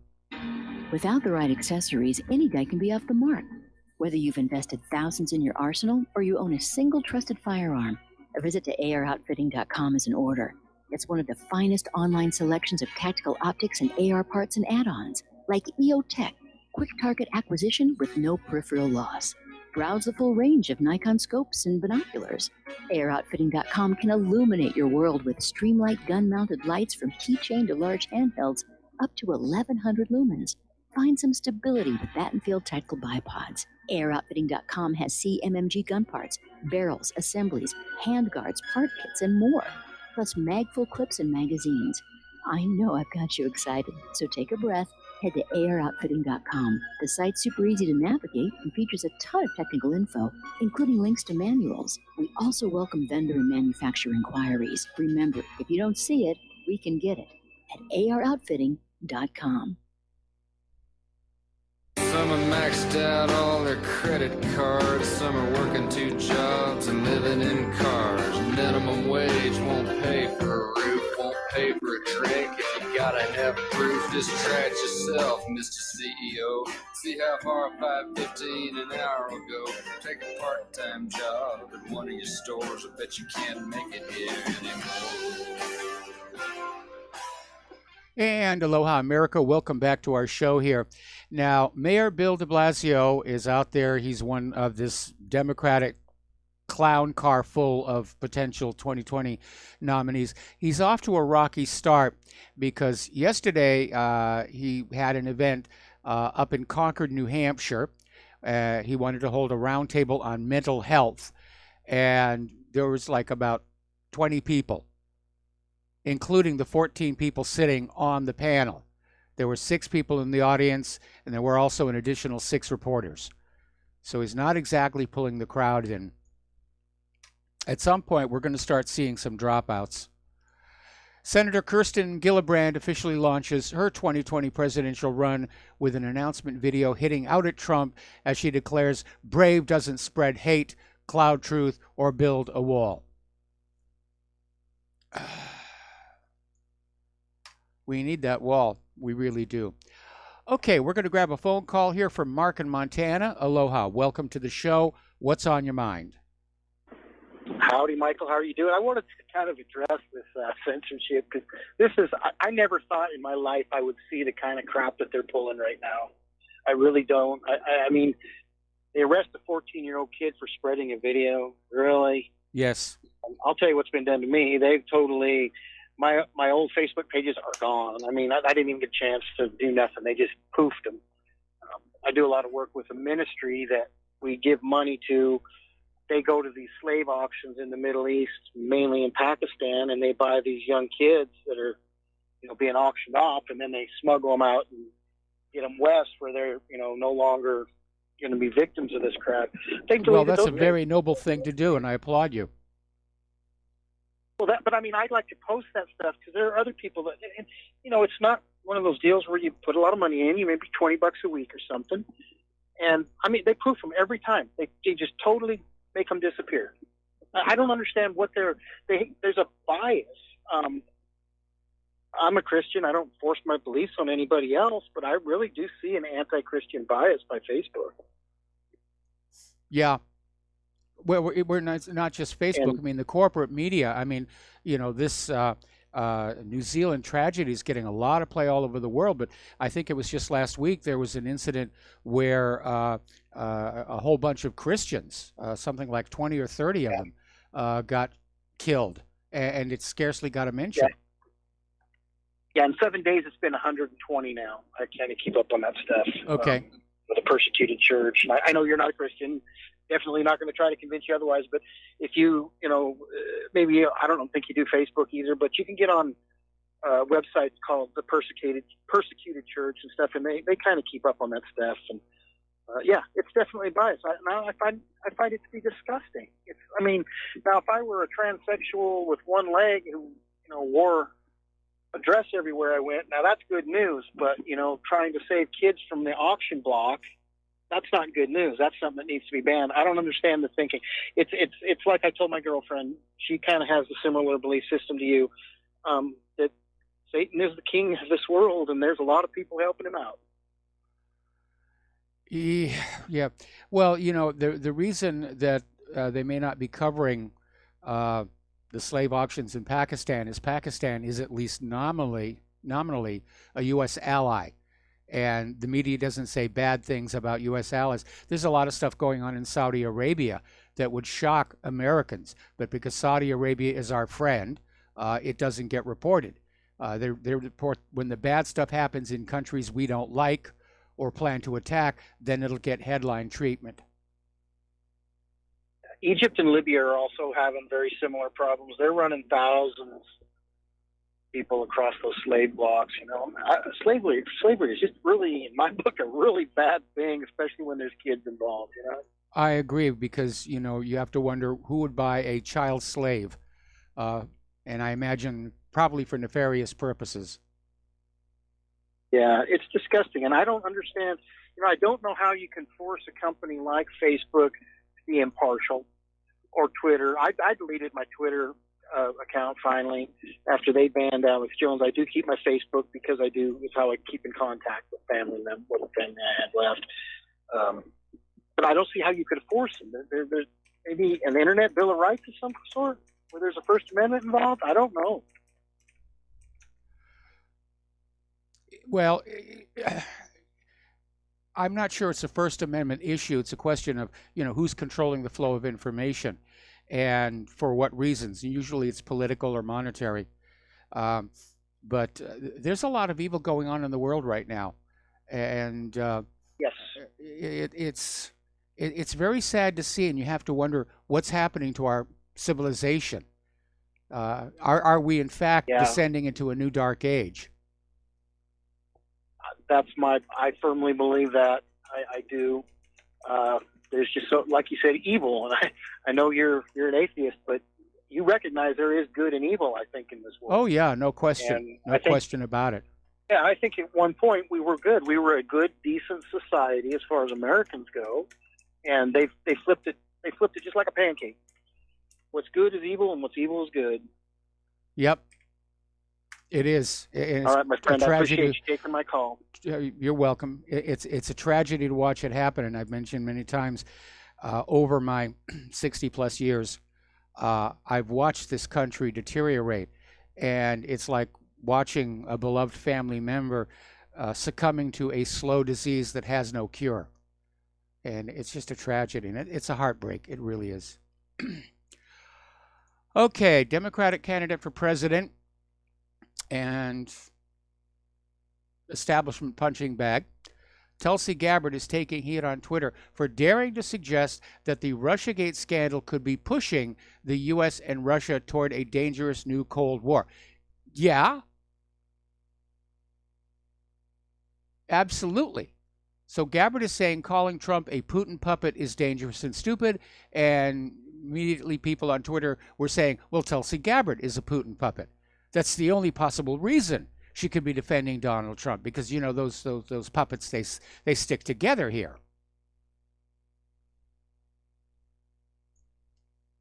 But we're seeing the tensions being fanned up.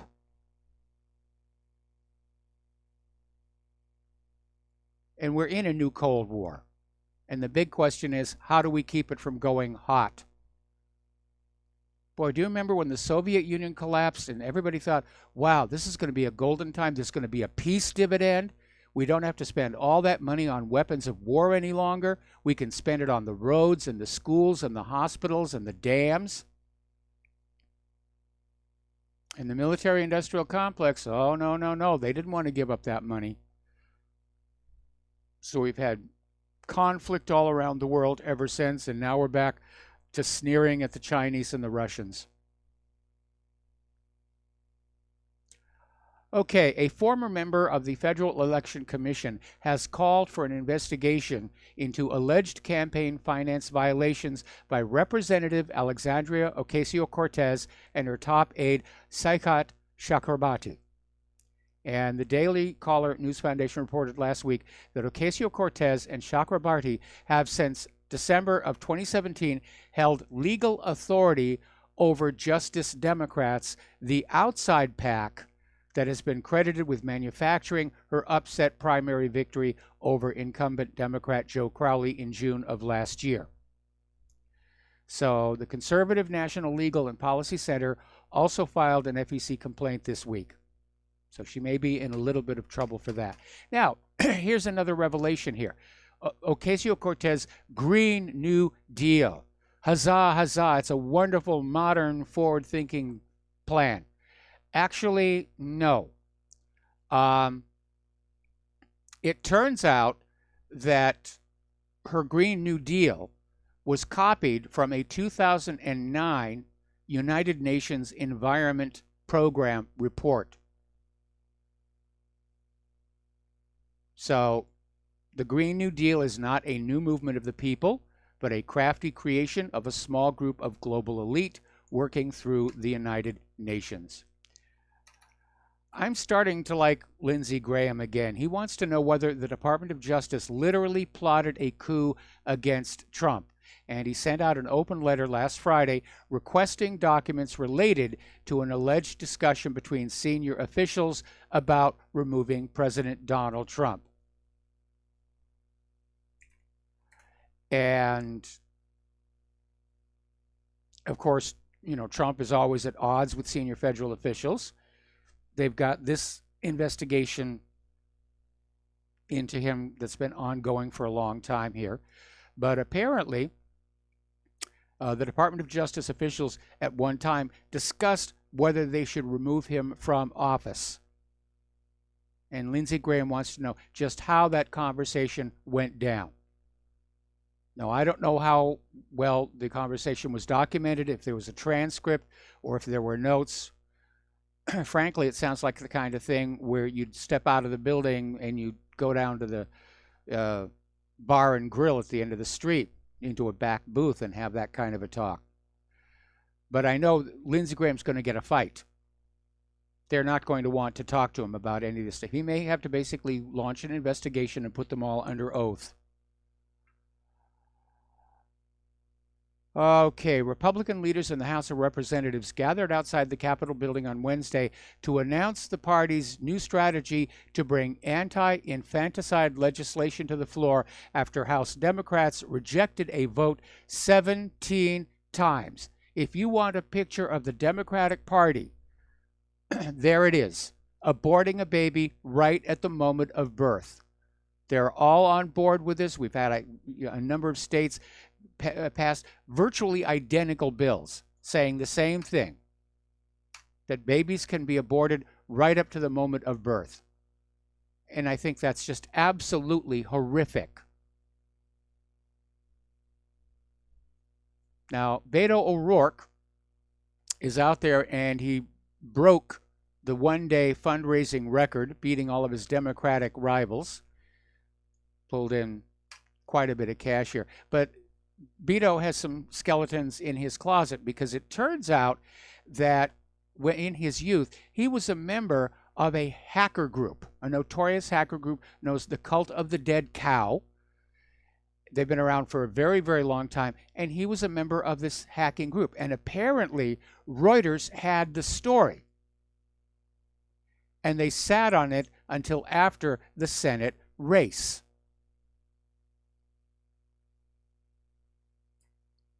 So, again, politics and corruption. Apparently, Beto, when he was 26-year-old, had a DWI, and apparently the GOP got his mugshot, and they used it as an illustration for an ad, "Drink responsibly on St. Patrick's Day." And, of course, the Democrats are out there saying, well, you're peddling anti-Irish stereotypes by posting Beto O'Rourke's mugshot. All right. Here's an interesting situation. Somebody actually did a study ranking the intolerance of various counties. And surprisingly, it turns out the most intolerant county is not down in the deep south. It's actually up in Massachusetts. And 95% of the residents identify as Democrats. Okay, so let's talk about the economic news here. We have had two of the greatest bull markets in U.S. history, but why are the boomers so broke? And this is coming from Jeff Desjardins, a visual capitalist. And he wrote in this post saying, while it's true that putting your money on the line is never easy, the historical record of the stock market is virtually irrefutable. U.S. markets have consistently performed over long holding periods, even going back to the 19th century. And so part of the problem may be that young millennials, baby boomers, have been caught up in this day trading, where they're buying and selling and trying to flip the stocks and ride the spread. And they can wind up, basically with an even return or zero return. The other problem, of course, is the market itself is being rigged, and they're using market forces to drive the prices of the stocks up, but not their value, not their dividends. So it's another place where things are being rigged. Okay, India is mulling rupee payments to continue purchasing Venezuelan oil. India's Ministry of Petroleum and Natural Gas has advised private refiners Reliance Industry and Nayara Energy to avoid making payment for Venezuelan crude imports through channels that are likely to be impacted by U.S. sanctions.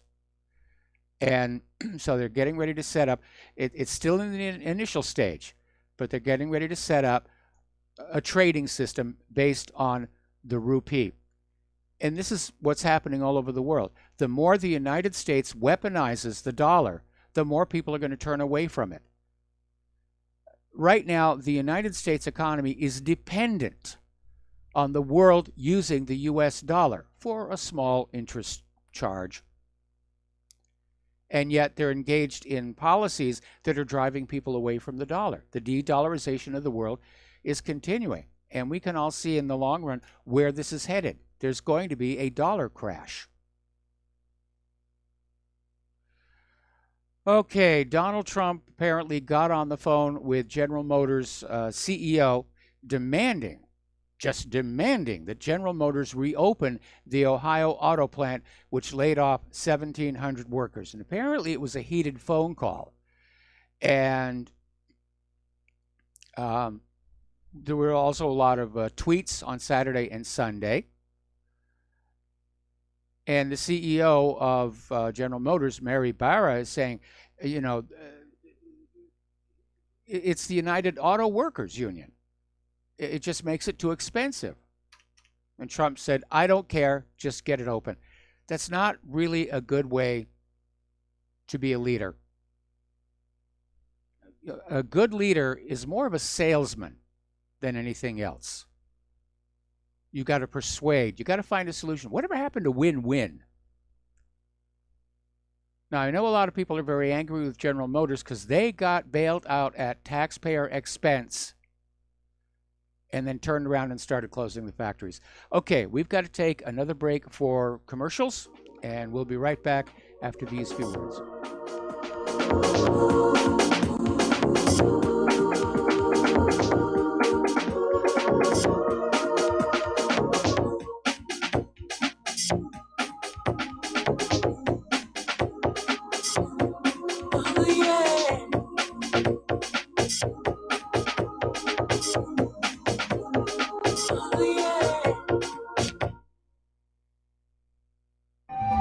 Did you know that neither the American Medical Association nor the American Bar Association were established to benefit the American people?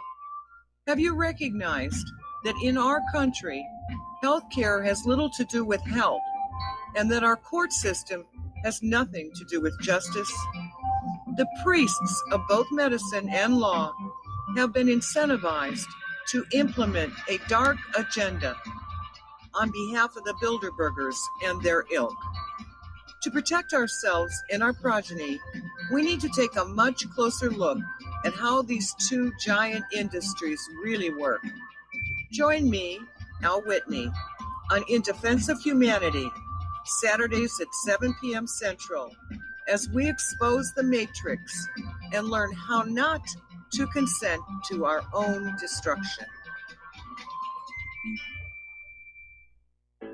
Many people write us about their experience with Extendivite. Allow me to read you some from Amazon.com.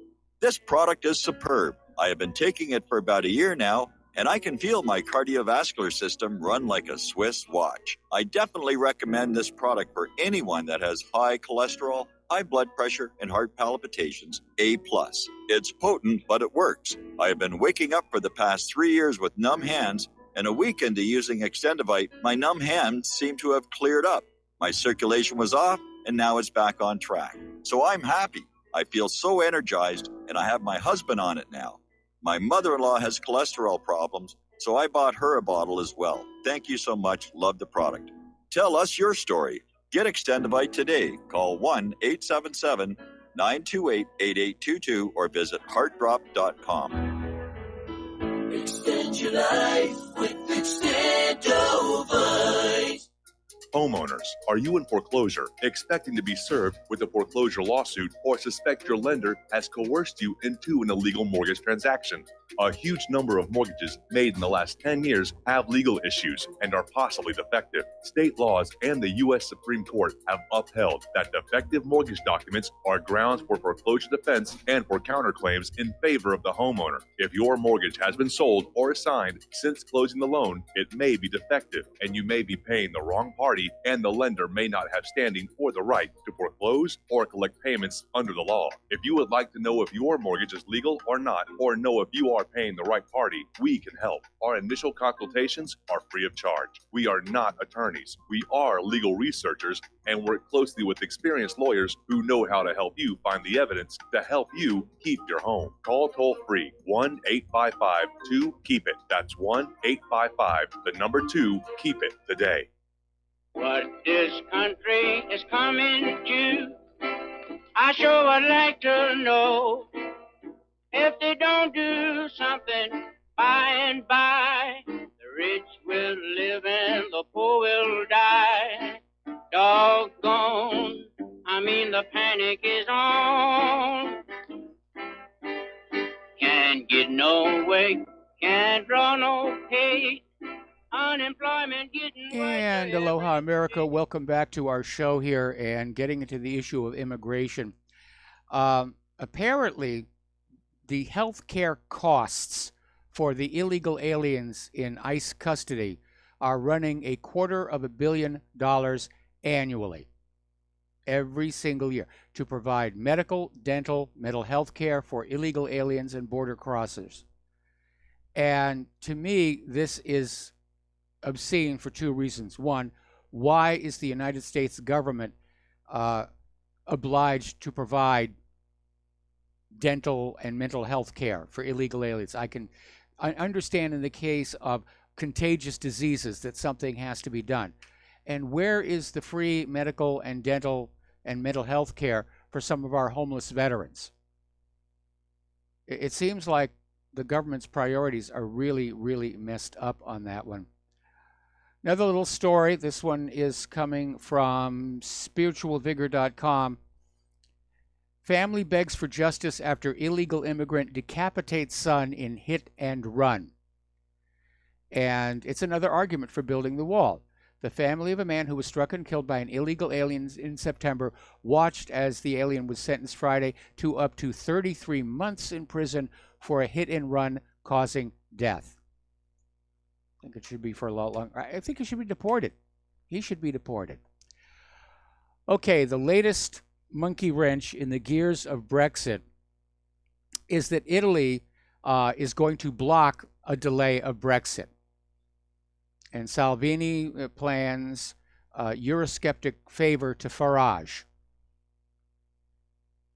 So Mr. Brock, who's a close ally of German Chancellor Angela Merkel, insisted there were very different views across the EU over Theresa May's request to extend the bloc's Article 50 exit clause. But any Brexit delay will require a unanimous decision by all leaders at the European Council summit, which is going to be this Thursday. And it looks like Italy is going to vote it down. So it will happen. It will happen. Out here in Hawaii, this should have been up under economy. But we have this light rail system. And it is years behind schedule. It is billions over budget. It's just resulted in the roadways underneath where the track's going. They're full of potholes.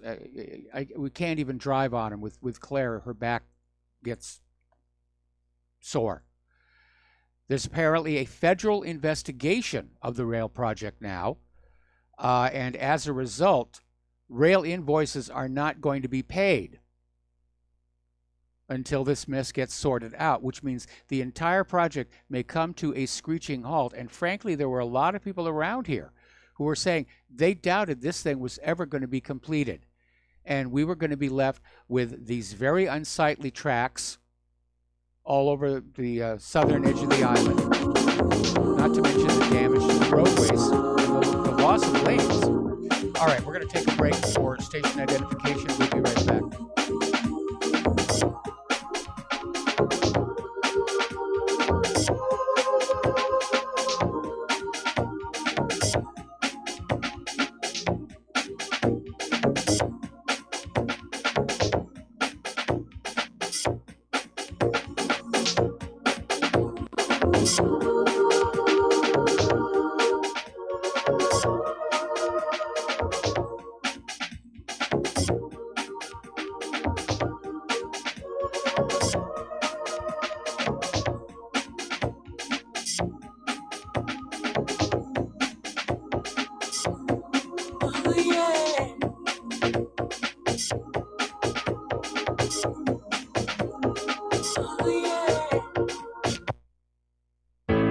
Don't regret growing old. It's a privilege denied to many.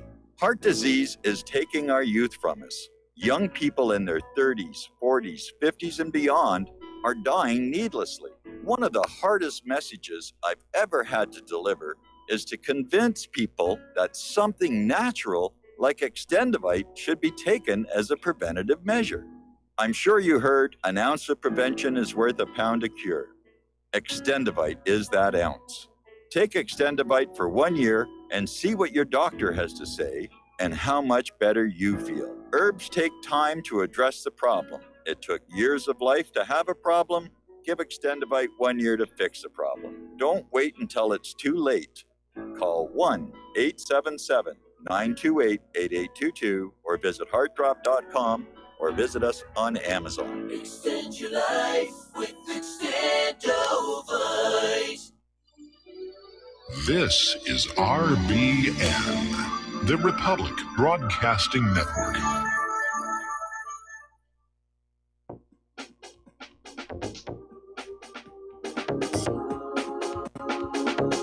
What really happened with your host, Mike Rivero, because World War III is a really bad idea. Here is your host, Michael Rivero. And aloha, America. Welcome back to our show. And it's time to talk about the Boeing 737 MAX because it's obvious there's a problem. And a team of French air crash investigators say they have found clear similarities between last week's Ethiopian Airlines crash and last October's Lion Air disaster. Both of these aircraft plunged nose first to their doom. And they're starting to get into the flight data recorder from the Ethiopian crash. And they're saying, based on the data, the actual data from the flight recorders, that there are clear similarities as to what was going on. So what happened here? Well, apparently it was flawed analysis and failed oversight. And Boeing and the FAA certified the suspect 737 MAX flight control system. And apparently part of the problem was that FAA managers pushed its engineers to delegate wide responsibility for assessing the safety of the 737 MAX to Boeing itself. In other words, the FAA is doing the same thing the FDA is doing. Oh, you pharmaceutical corporations, you can test your drugs yourself. Just send us a report. So Boeing was basically certifying the safety of their own systems. Safety engineers familiar with the documents show that the analysis included crucial flaws. Now, apparently, the system involved is the one that would automatically take control of the aircraft if the aircraft thought it was coming up on a stall. Now, we know from the last October's crash, there were reports, or even Boeing said, the stall warning sensor on the outside of the plane was sending erroneous data. Why that didn't trigger a worldwide examination of these units and replacement, I don't know. It should have. But apparently this new flight control system, if it gets a signal that the plane is about to stall, it cranks up the engines to full speed and pushes the nose down. And that's exactly what happened. When the way an aircraft takes off, it's under manual control. Pilots will rotate the plane up. They'll get up to about 1,000 feet, get the gear up, get the flaps up, and at that point, they turn the flight over to the autopilot, which will continue to take the plane up to cruising altitude in theory. But apparently in both the Lion Air flight and the Ethiopian Airlines flight, the problems began just as the planes reached 1,000 feet, the point at which the pilots would have switched the autopilots on. Now, I did get an email from a pilot saying that it is possible to turn that system off But apparently a big part of the problem is that a lot of these pilots who are flying the 737 MAX didn't really get trained on it. They're basically reassigned 737 pilots. And the thinking was, one 737 is just like another. But apparently in this case, these pilots were not being told about this new anti-stall system, which is called MCAS. So apparently there's a grand jury subpoena that's been issued to Boeing. They haven't responded to it yet, but apparently there are going to be issues. And the timing could not be worse for Boeing, because last week they unveiled their newest jetliner, the 777X. This is the longest passenger airliner in the world. And the debut was held on Friday at Boeing's facility near Seattle. But this plane is going to be longer and wider than the latest 747. I think we can call it the solid aluminum overcast. But Boeing's going to have trouble selling these things based on how this 737 MAX situation plays on out.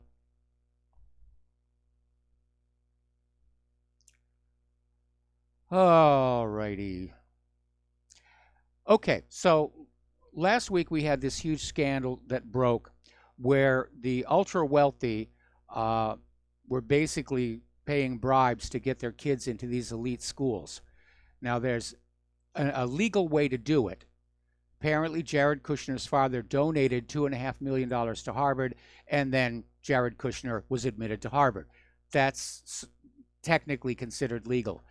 This other case that's coming on, apparently there were bribes to coaches to say, we need to get this person in on a sports scholarship and various other things like that. The scandal is now going deeper because it turns out there is an entire underground industry where rich people can literally prop their kids up through their whole college experience. The whole system is rigged. And apparently there is this writer, Jamie Lay, and she wrote this piece which further exposes what's going on in American society. And the post has already been shared over 30,000 times, and it details her experience working for wealthy clients, writing papers, and doctoring resumes to ensure that lazy, entitled, rich kids get the right personal brand for Ivy League universities. And I even remember back when I was in college, it was sort of an open secret that if you had money, there were people who would write your term papers for you.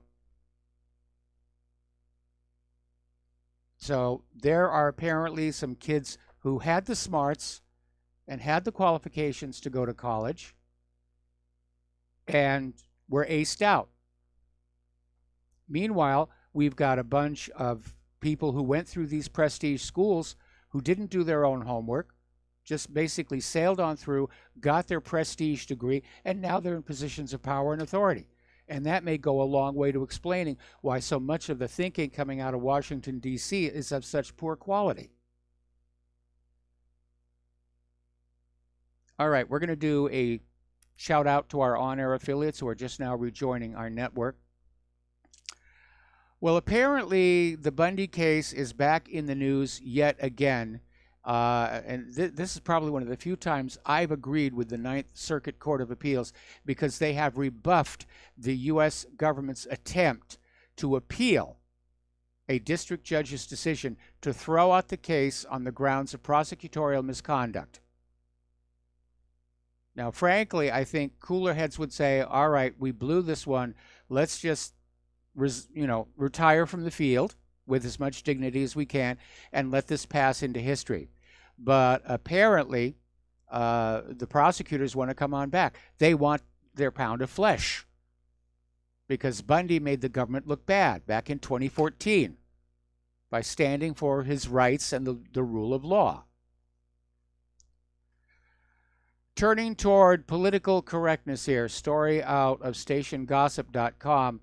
Apparently, at the end of February, a school in Arlington, Virginia, an elementary school, had a kindergarten sit on the floor to hear a transgender spokesperson for the Human Rights Campaign read them a book in which the claim is made that a boy can have a girl brain but a boy body, or a boy brain and a girl body. And the parents were outraged, and the school district claimed that the parents were notified by a letter ahead of time and were allowed to opt out. But apparently some of the people still had the letter, and the letter basically was very vague about the event that was going to happen, and did not, in fact, offer a way to opt out. And the letter did admit that a book written by a transgender person would be read to the class. It did not explicitly say that kindergartners will be told they may have a girl brain and a boy body, or a boy brain and a girl body. Nor did it say that the kids would be read to by a cross-dressing man who calls himself Sarah. The letter simply said there will be discussion around the big ideas of the books which we want to accept and welcome all people. It's indoctrination. These kids are even too young to know what they're hearing, but it's being crammed down their throat here. Over in Columbus, Ohio, this is from the Stinky Badges category. A Columbus police officer is facing federal charges for depriving victims of their constitutional rights. This is a vice officer. And what he did is he was kidnapping his victims under the guise of them being under arrest and then forcing them to engage in sex for their freedom. So he faces 3 counts of deprivation of rights under color of law, 2 counts of witness tampering, 1 count witness tampering. I don't wonder why that is separate. 1 count of making false statements. So apparently this guy was accused of kidnapping 3 different victims, taking them to another location, and forcing them to engage in sex acts in order to be released. What is going wrong in our culture, in our society? And again, I'm wondering if this guy was on prescription antidepressants. Turning to the world of computers here, there's a new mail spam campaign that contains an attachment that, when executed, will install a Windows clipboard hijacker that attempts to steal bitcoins from its victims. It's not enough that they're using your computers to mine bitcoins, now they just want to steal them. The new campaign was discovered by security site My Online Security, who received a series of Bitcoin investment-related emails. These emails had a subject line that included forward, review BTC, or forward, review your new Bitcoin International Investment Update 2019, and contained an archive attachment. So you got to keep an eye out for that one. And taking advantage of the horrible tragedy, there's another mail spam campaign that is trying to utilize the tragic Boeing 737 MAX crashes in order to spread malware on a recipient's computer. Now, these spam emails pretend to be leaked documents about imminent crashes that the sender states should be reviewed and shared with loved ones to warn them. This campaign was discovered by 360 Threat Intelligence Center, a research division of 360 Enterprise Security Group, who has posted about them on Twitter. Now, the emails are coming from the same email address, info@isquec.com, spelled GEC, isquec.com, and have subject lines similar to forward airlines, plane crash, Boeing 737 MAX 8. They also contain a jar file as an attachment with names similar to MP4 14 2019 jar. It's just crazy out there. It's just absolutely crazy out there, and nothing is being done. The American Automobile Association recently ran a poll, and the subject was about self-driving cars. And they discovered most Americans have a negative impression, almost 3/4. Apparently, public trust in autonomous vehicles has declined by 11 points over the last year. And apparently it's because there have been some high-profile incidents involving self-driving vehicles or the testing of them. Last May, a driverless Uber hit and killed an Arizona woman crossing the street. And even though it's incredibly rare, crashes like this have changed perceptions nationwide. In Maryland, drivers have serious doubts about letting a computer take the wheel. I can understand that feeling. The real question is going to be, yes, there will be accidents with the autonomous cars. Are there going to be more accidents with the autonomous cars versus driven cars, or will there be less accidents with the autonomous cars? I mean, we accept the accidents that we have with our current driven cars. It's a fact of life. Somebody slammed their truck into a tree out in front of our condo here about a month ago. I think it was a suicide attempt. We just sort of accept that's part of the price of having the availability of the automobiles. But I'm in agreement. I don't like the idea of the car driving itself, especially around here with all the Papuli drivers. Driving here used to be fun. Now the roads are crowded. They're in poor condition. Much less aloha out there, much more road rage. Everybody speeds. Nobody uses their turn signals. It's really not a lot of fun here.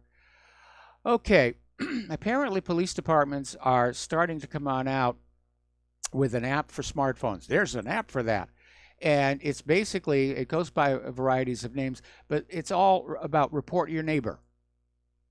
And they're proliferating. There's no oversight. There's no community input.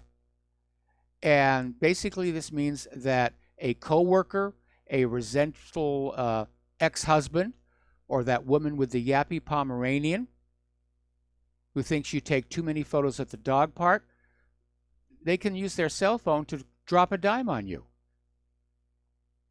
which would mean the local police department might say that your afternoon stroll needs more investigation. This is sort of the cell phone version of see something, say something. But if this system does not record who is sending in the tips, then it's wide open for abuse. It is definitely wide open for abuse. Okay, apparently 82% of European Union government websites are stalked by Google AdTech cookies. AdTech trackers were found on 25 of the 28 member states' sites, with only Spain, Germany, and the Netherlands clean of commercial cookies. There were 52 companies identified on France's government sites, 27 on Latvia's, and 19 on Belgium's. It's a public disgrace. It is a public disgrace. Okay, for you crypto fans out there, apparently the British Signals Intelligence Agency, GCHQ, which is celebrating its centenary, they have released emulators for famed World War II-era cipher machines that can be run within its web-based educational encryption app, CyberChef. And they basically have released emulators for Bomb, Enigma, and Typex, if you feel like playing with them. And apparently they tested these emulators against the real thing, and they are very, very accurate. So, now speaking of snooping and possible abuse here, as you know, Great Britain is getting ready to institute a porn ban in which you will literally have to get the government's permission to look at naughty parts, naughty bits. And the concern is being raised that hackers could get into the information and use it to blackmail people. I know you're looking at porn. I got your paperwork here from the Porn Bureau. And I understand the age verification procedure. But how much data is being collected? I mean, are they going to track your porn usage? I mean, because apparently, you know, every time you go to look at a porn site, you're going to have to plug in some kind of a number or an ID, password. Are they going to be keeping track of your sexual fantasies? Boy, talk about hackers getting hold of that. That would be pretty ugly. Okay. Apparently, there is a call center in India that is faking calls to Britons, claiming to be from the tax department and threatening them with prison if they don't pay immediately. Apparently, they're calling 10,000 Britons a day. All right, we're going to take another break for commercials. Do call on in 800-313-9443. We'll be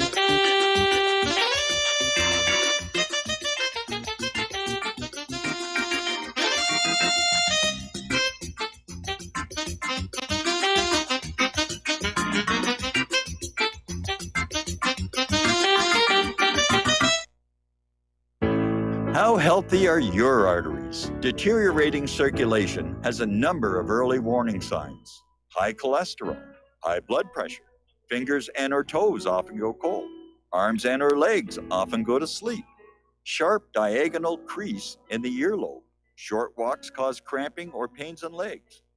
Memory is not as good as it used to be, ankles swell late in the day, chest pain after physical exercise or emotional stress. If you experience even one of these symptoms, your circulatory system is crying out for attention. Extendivite is a natural solution to help improve your overall health. Extendivite is not your average heart tonic. To order, call 1-877-928-8822 or visit heartdrop.com or find us on Amazon. Extend your life with Extendovite.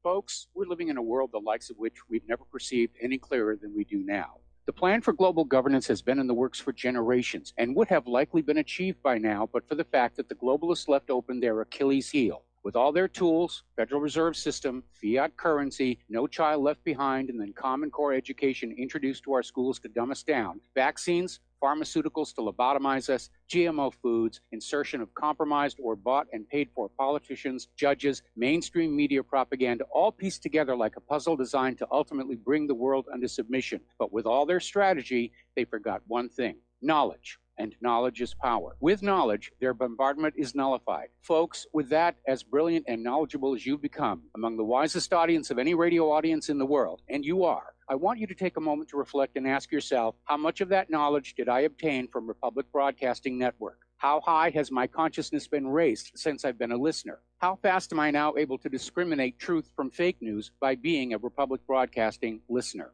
How clear am I now able to see the world since I've been listening to RBN? Ask yourselves those questions, folks. Then ask yourself, what is that knowledge worth to me? Like my morning coffee, how would I survive without it? A voice of truth in a sea of lies. Do we not all need to make sure it survives? Like public broadcasting, we are now finding we can only survive with listener support. Censorship, advertisers being attacked, truth itself being attacked. It's the only way through this. We at Republic Broadcasting humbly ask you to become a supporter. Look at your budget and make a determination of what Republic Broadcasting is worth to you and what you can afford on a monthly basis. Go to republicbroadcasting.org and pledge 20, 30, 40, 50, if possible, 100 a month or more if it's affordable. Click the donate button and become a regular monthly donor. Assure both us and yourself that Republic Broadcasting truth will continue to flow like that morning coffee. The network thanks you.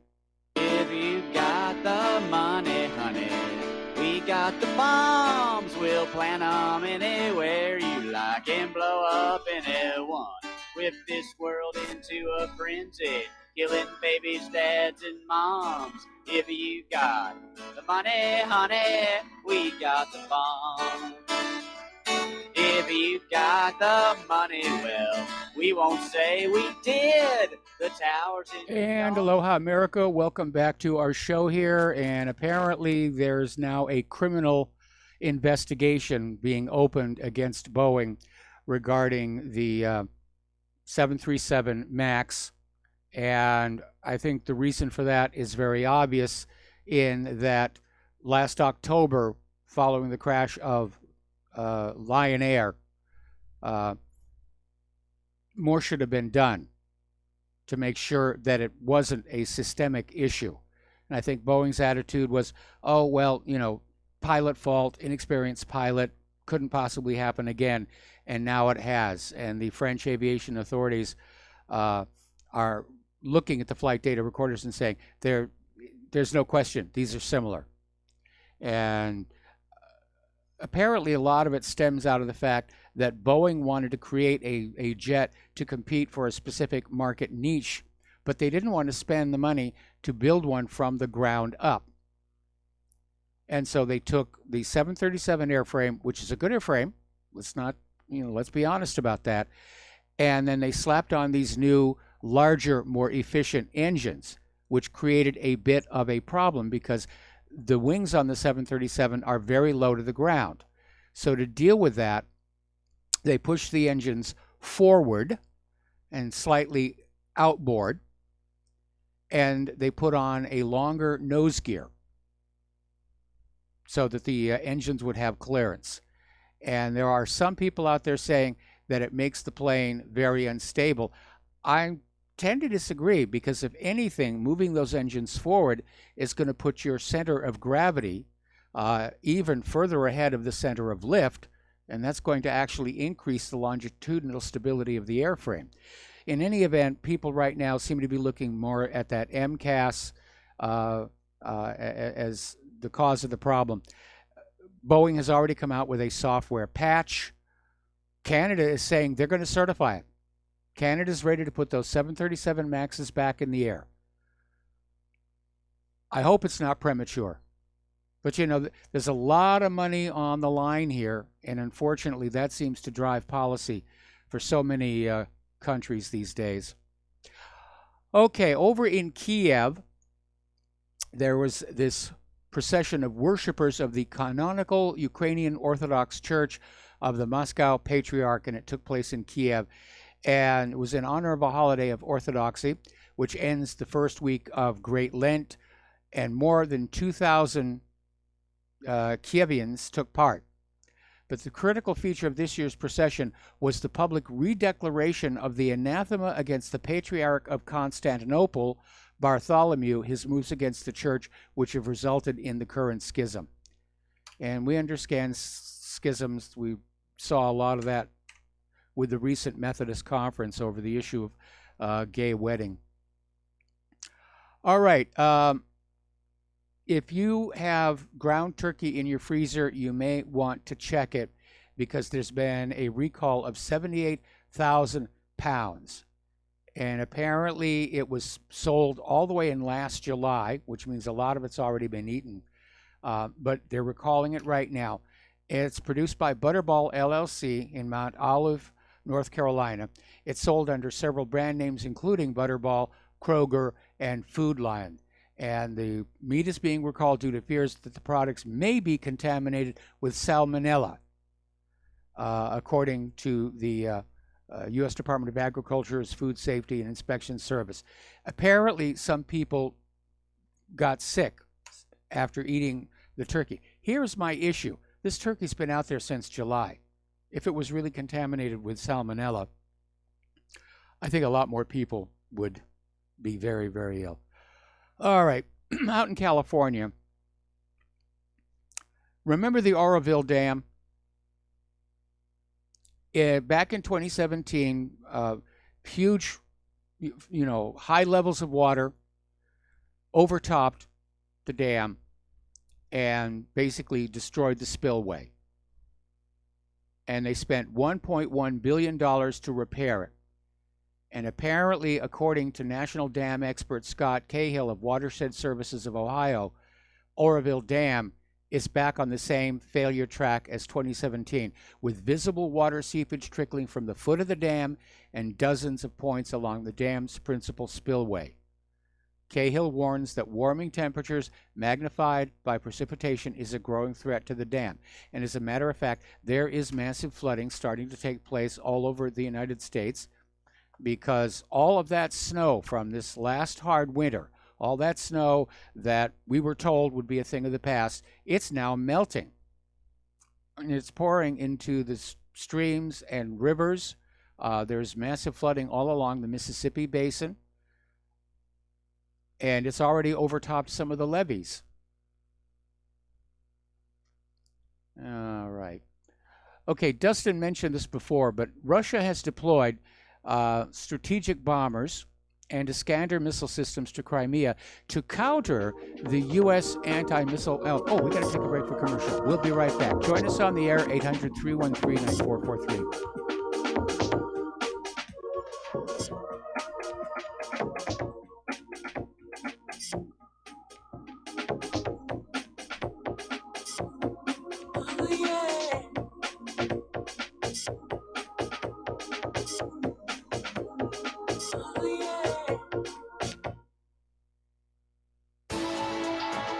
You are tuned in to the Republic Broadcasting Network. Visit our website by going to republicbroadcasting.org.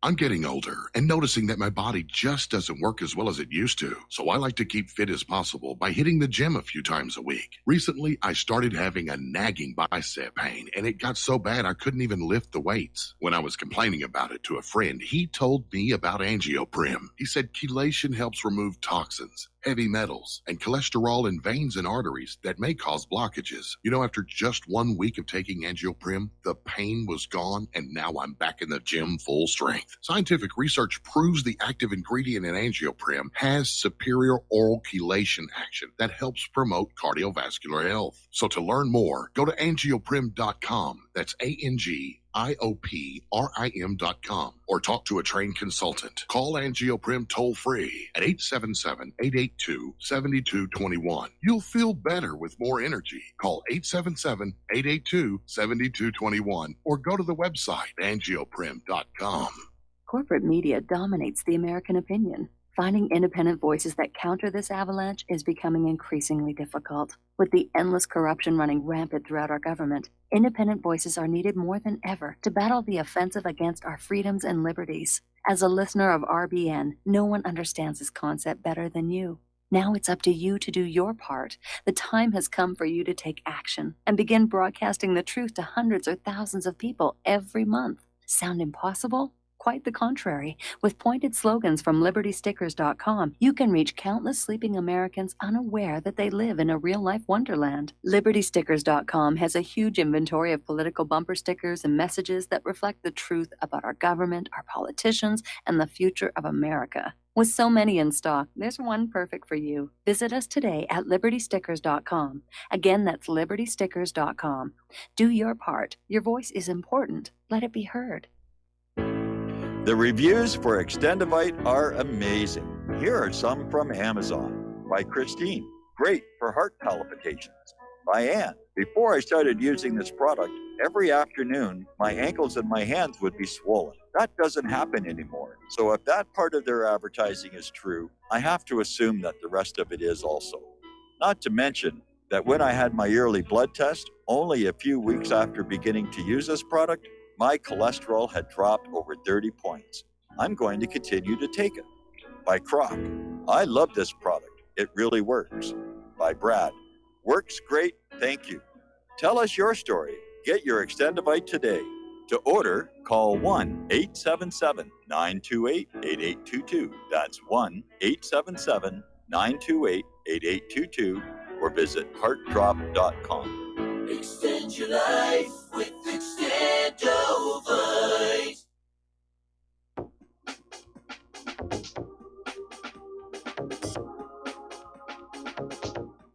What Really Happened with your host, Mike Rivero. You're listening to the Republic Broadcasting Network.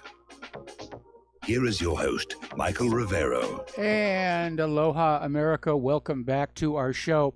And again, Dustin mentioned this when he called, but here are the details. Russia is deploying Tu-22 M3 bombers and Iskander missiles to Crimea. This is in response to the U.S. deployment of anti-missile systems in Romania.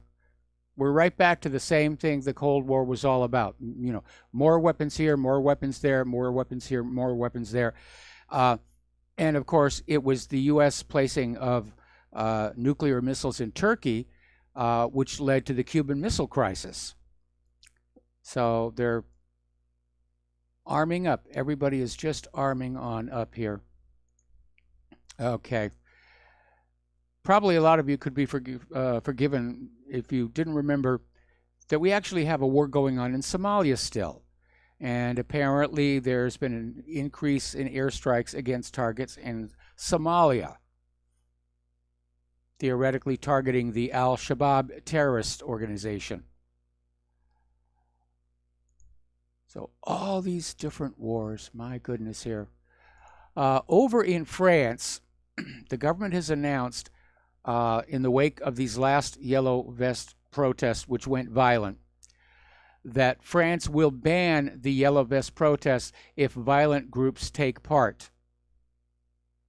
So France's prime minister said Paris police chief had been sacked and the government would shut down the Yellow Vest protests if violent groups were identified among the ranks of the Yellow Vest protesters. You know, like the violent groups that are actually working for the French government to justify the crackdown, which can happen.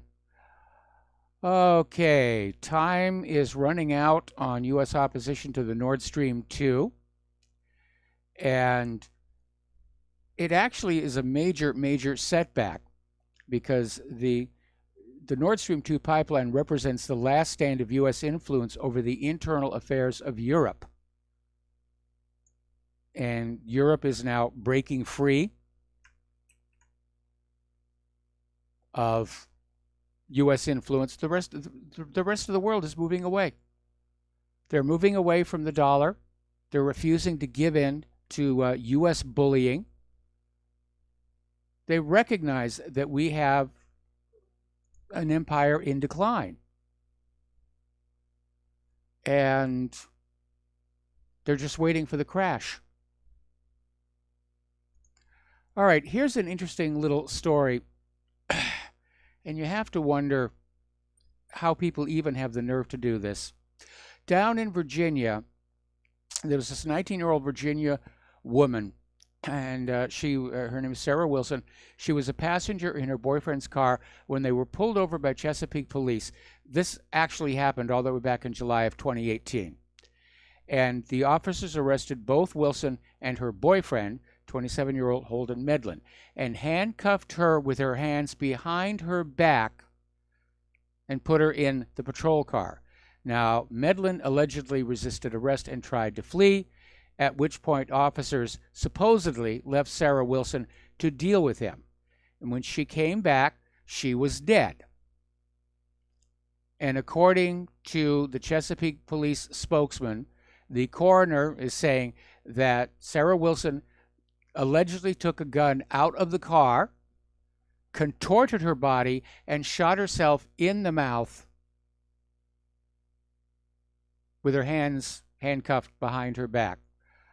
Well, this would be a good time to look at the police body camera, but golly gee whiz, apparently one of the officers had been wearing a body cam, but it was knocked offline during the struggle. I'm not buying this one tiny bit. I am not buying this one tiny bit here. Okay, MySpace. Here's a big whoopsie. MySpace is a social networking company. They were popular in the early 2000s. I actually didn't even realize they were still around. But apparently they were doing a server migration, and they lost about 50 million songs that were uploaded to the platform by 14 million artists between 2005 and 2015, as well as a whole bunch of other files. And so the LA-based company issued a statement Monday saying, as a result of the server migration project, any photos, videos, and audio files you uploaded more than 3 years ago may no longer be available on or from MySpace. We apologize for the inconvenience. And some users, including American technologist and blogger Andy Bao, have questioned whether the data loss was an accident in the first place. And he said, I'm deeply skeptical this was an accident. Flagrant incompetence may be bad PR, but it still sounds better than we can't be bothered with the effort and cost of migrating and hosting 50 million old MP3s. He has a valid point there. I guess it would depend on, MySpace's profitability. I mean, these days, high-capacity hard drives are very inexpensive. Back when I was working on Final Fantasy, we had something like this happen. And we had this system set up where our local desktop workstations were basically operating as remotes, and all of the actual data, the animation files, the textures, and all the rest of it were kept on a centralized server. And the server had to be upgraded. And somebody did something the wrong way, and when the new servers came back on, everything was gone. The backup they thought they'd made of the old server was apparently of the new server, and it was just wiped out. It set us back by quite a bit. Fortunately, not being one to trust others, I had a little, what was called a zip drive. It was sort of an oversized floppy drive, would hold about 100 megabytes, and I had it in my office, and I used it to make my own local copies of all my textures and animation files. So all I had to do was throw it back in there and fire up the rendering engine and get back online there. Okay. Boy, this is really getting ugly here. I'm talking about New Zealand. Zero Hedge and LiveLeak are now blocked. Sharers are being warned of jail as New Zealand censors crack down on the mosque attack video. What is in that? What are they so afraid of? And apparently, the actual statement from the police via the local news source: do not download it, do not share it. If you are found to have a copy of the video or to have shared it, you face fines and potential imprisonment. Boy, they want that to go away. This is looking more and more like this was staged. This was set up. And that there's something on that video. They're afraid that people are going to look at it and say, this doesn't make sense. I mean, there is much more violent stuff out there on the internet. Like I said, look, the U.S. and NATO, they live stream all their mass murders. We've all seen, the little video of the bomb and drone strikes blowing up buildings full of people. Nobody gets upset if we download those or share those. Not that I would. But that is really serious, serious stuff. And apparently New Zealand is now blocking certain platforms. They are afraid. 10 years in jail.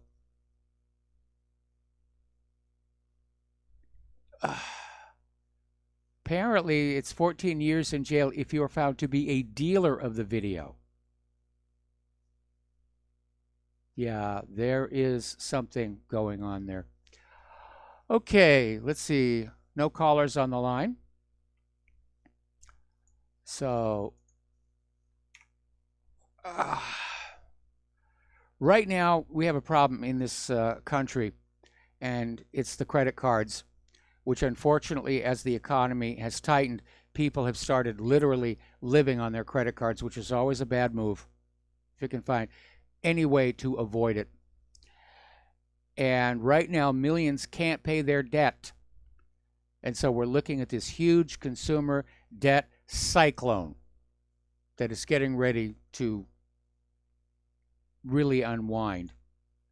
Frankly, the indicators are out there saying that, yeah, we're going into a recession. There are going to be some problems. Why is the price of gold and silver still not going up? I mean, it just looks like virtually every aspect of the economy is being rigged, is being controlled. Not for your benefit, not for my benefit, but for the benefit of Wall Street and the bankers. It's just all a gigantic fraud. Okay.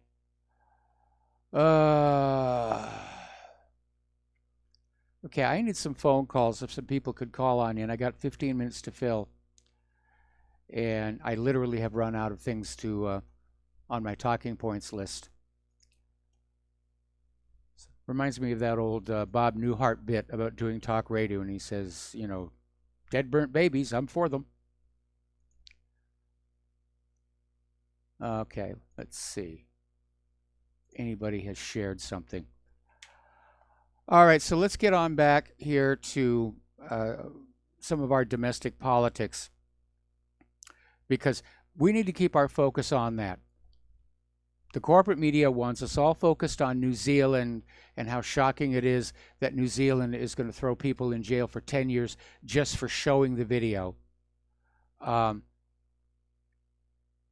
the real news that we need to be paying attention to are all these bits and pieces coming out from testimony about how there really is a deep state and how it's been working since day one to undermine Donald Trump. And that's not how this country is supposed to operate.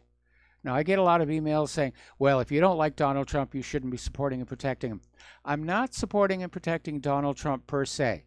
I am concerned about preserving the process, our constitutional republic,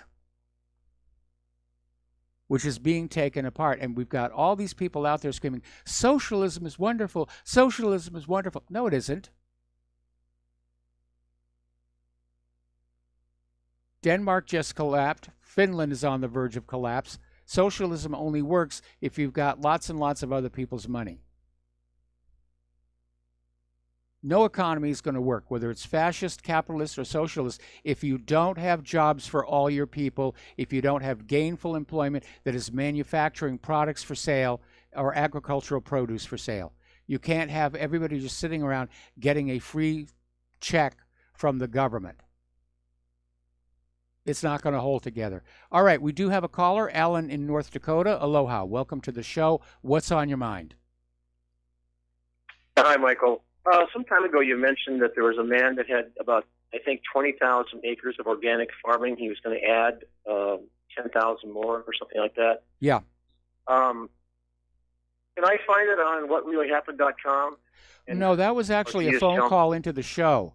And okay. Basically, but I mean, you can do a web search for organic farming. Basically, organic farming means going back to farming the way I knew it as a kid, where you're using natural fertilizers, and you know what I mean by that, and you're avoiding all those chemicals, because there are actually natural ways of pest control, and of course the companies like Dow Chemical or Monsanto don't want you to realize that there are things you can put onto the soil of your garden to keep slugs and snails away, there are natural ways of dealing with all of this.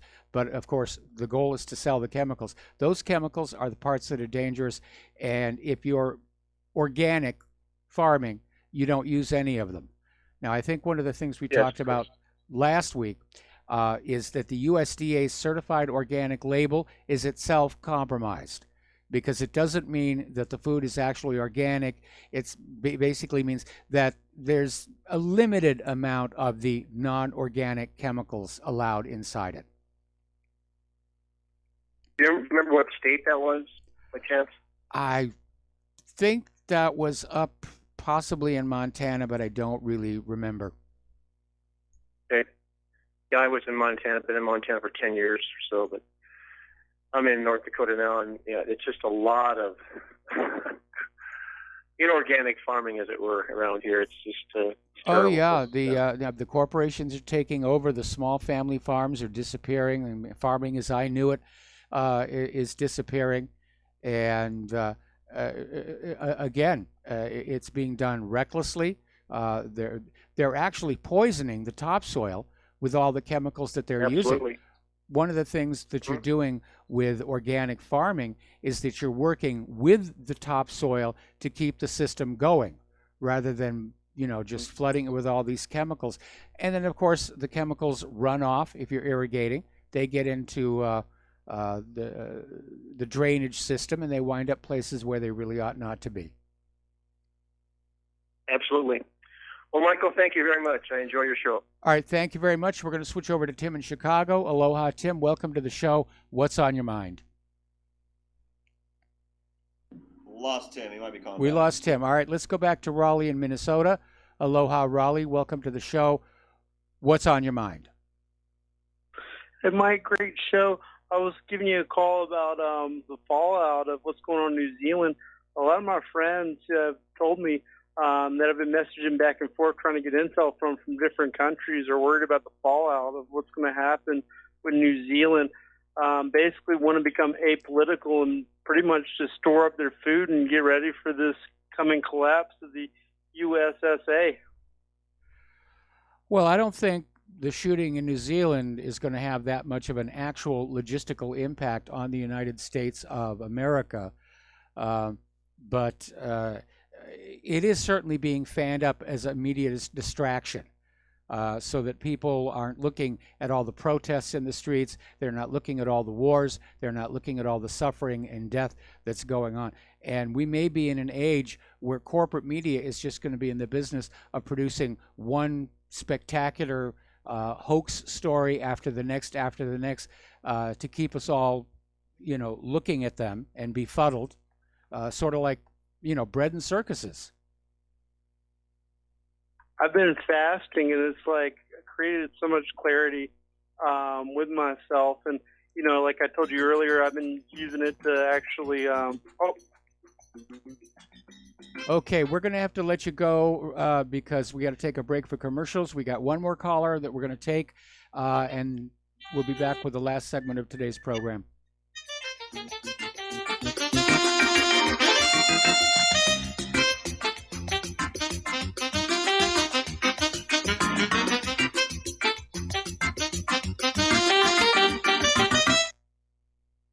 Homeowners, if your lender has gone out of business or sold your transaction to another lender or servicer, you may be the victim of a wrongful foreclosure, resulting in the loss of your home. If you've already lost your home, are in foreclosure, or even in good standing, you can challenge the mortgage transaction's illegal issue, and your property can be restored to you, and your foreclosure can be stopped or reversed, and the mortgage transaction declared unenforceable. State laws, U.S. title codes, the Uniform Commercial Codes, and U.S. Supreme Court rulings have upheld that defective mortgage documentations can reverse or stop foreclosures and enforce property title claims in favor of the homeowner. We are having successes in stopping the process of foreclosure, the enforcement of the foreclosure judgments, the sale of property, and evictions after the sale. We are not attorneys, and we don't give legal advice. We are a professional team of legal researchers, providing forensic mortgage audits and expert witnesses. We have the knowledge to produce the evidence and enforce laws regarding your legal issues. We've been in business for 12 years without a complaint. Consultations are free, and we provide a free title search to confirm if your mortgage has legal defects. Please call 855-253-3748. 855, 2, keep it today. Without the right accessories, any guy can be off the mark.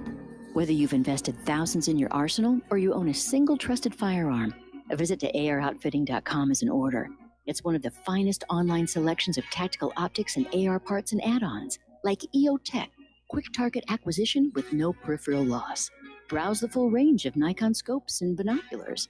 AROutfitting.com can illuminate your world with Streamlight gun-mounted lights from keychain to large handhelds up to 1,100 lumens. Find some stability with Battenfield Tactical Bipods. AirOutfitting.com has CMMG gun parts, barrels, assemblies, handguards, part kits, and more, plus mag-full clips and magazines. I know I've got you excited, so take a breath. Head to AirOutfitting.com. The site's super easy to navigate and features a ton of technical info, including links to manuals. We also welcome vendor and manufacturer inquiries. Remember, if you don't see it, we can get it at AROutfitting.com. Tired of being lied to by mass media? It's growing more and more apparent today that news is received less and less through standard media outlets. Even with a growing audience every day, RBN is beginning to direct more efforts into social media. Social media and the use of the internet is fast becoming the primary source of people for news, regardless of demographic. RBN has set out to provide some of the best news on the internet through republicbroadcasting.org, and also has begun to use the tools to our advantage by way of social media. Republic Broadcasting is now operating a Facebook page to function as yet another avenue to have our collective voice reach new audiences across not only America, but across the globe as well. The Facebook page features not only news, but also an RBN player to listen to our broadcasts. Get involved by visiting facebook.com/Republic Broadcasting and liking our page and share it with your friends and family, because you can handle the truth. What this country is coming to, I sure would like to know. If they don't do something by and by, the rich will live and the poor will die. Doggone, I mean the panic is on. Can't get no way, can't draw no pay. And aloha, America. Welcome back to the show. Last segment of our program today. And before we take this next phone call, this story is just now coming on in. It's back to New Zealand. There was a lot of applause over the fact that this special armed tactical unit was able to get to the Al Noor Mosque just 4 minutes after the first officers. Well, it turns out that this unit just happened to be in a training session nearby, already suited up with all their tactical gear. What an amazing coincidence, and how lucky for them. So anyway, let's take a phone call from Tom in Connecticut. Aloha, welcome to the show. What's on your mind? Hi, Mike. Just a quick comment about guaranteed income, the big buzz for guaranteed income, give everybody money so they can spend it into the economy. Yes. I ran into a fellow in Florida who has been working, he worked in casinos, Atlantic City, then he moved down to Florida. And all the casinos in Florida are owned by the Seminole Indian tribe. Yeah. And because of there's only, I think there's barely 4,500 Seminole Indians in the whole left that qualify. Yes. So for the people that don't work in the casinos, they receive this insane amount of money. I believe it's like $10,000 per family member per month. It's an obscene amount of money. And what do you think the biggest problem for the Seminole Indian elders is? I'm going to take a wild guess and say alcoholism. Alcoholism, drug addiction, dysfunction. These people don't know what to do. All this money's pouring in, and they just sit around all day, and they're all... He had a meeting, really, and he was, when he first heard about this, he was staggered. He just goes like, well, what? And the biggest problem they have is trying to find these and give these people some kind of purpose in life. Yeah, that can be a real hard thing to... Actually, for people who have been, struggling for much of their life, to all of a sudden come into a great amount of wealth can seriously mess them up. We've seen that all in Hollywood, where you've got actors who've struggled with their career, and all of a sudden they hit it big, and they've got all kinds of money, and it just messes with their heads. Now, I don't think that would happen to me, but I welcome the opportunity to find out. Well, I'm in that category also. But Jordan Peterson speaks to this also about the worst that can happen was he makes a very, very strong correlation to IQs also. Very compelling stuff to listen to. All right. Well, Tom, listen, I'm going to let you go. I'm going to try and squeeze one final phone call in here before the end of the show. Michael in Canada, spit it out. All right, Michael, I'll make this quick. That law the Congress passed, anti-Semitic law, and you were saying they had to add this and add that, and I seen a list of the people, Muslims, Jews, Hindus, Mexicans, and there was a bit more, but there was never a mention of Christians or white people. Yeah, you noticed that. Yeah, okay. Michael, got to let you go. It's the end of the show here. Thanks for calling in and helping me fill time. Stay tuned for John Stadmiller. I'm sure he's got lots of interesting things to share with you. Please take what you learn here. Share it with everybody that you know. Please donate to Republic Broadcasting. Please donate to whatreallyhappened.com. Without you, we will not be here. So have a good afternoon, and we'll be back tomorrow. Aloha, America.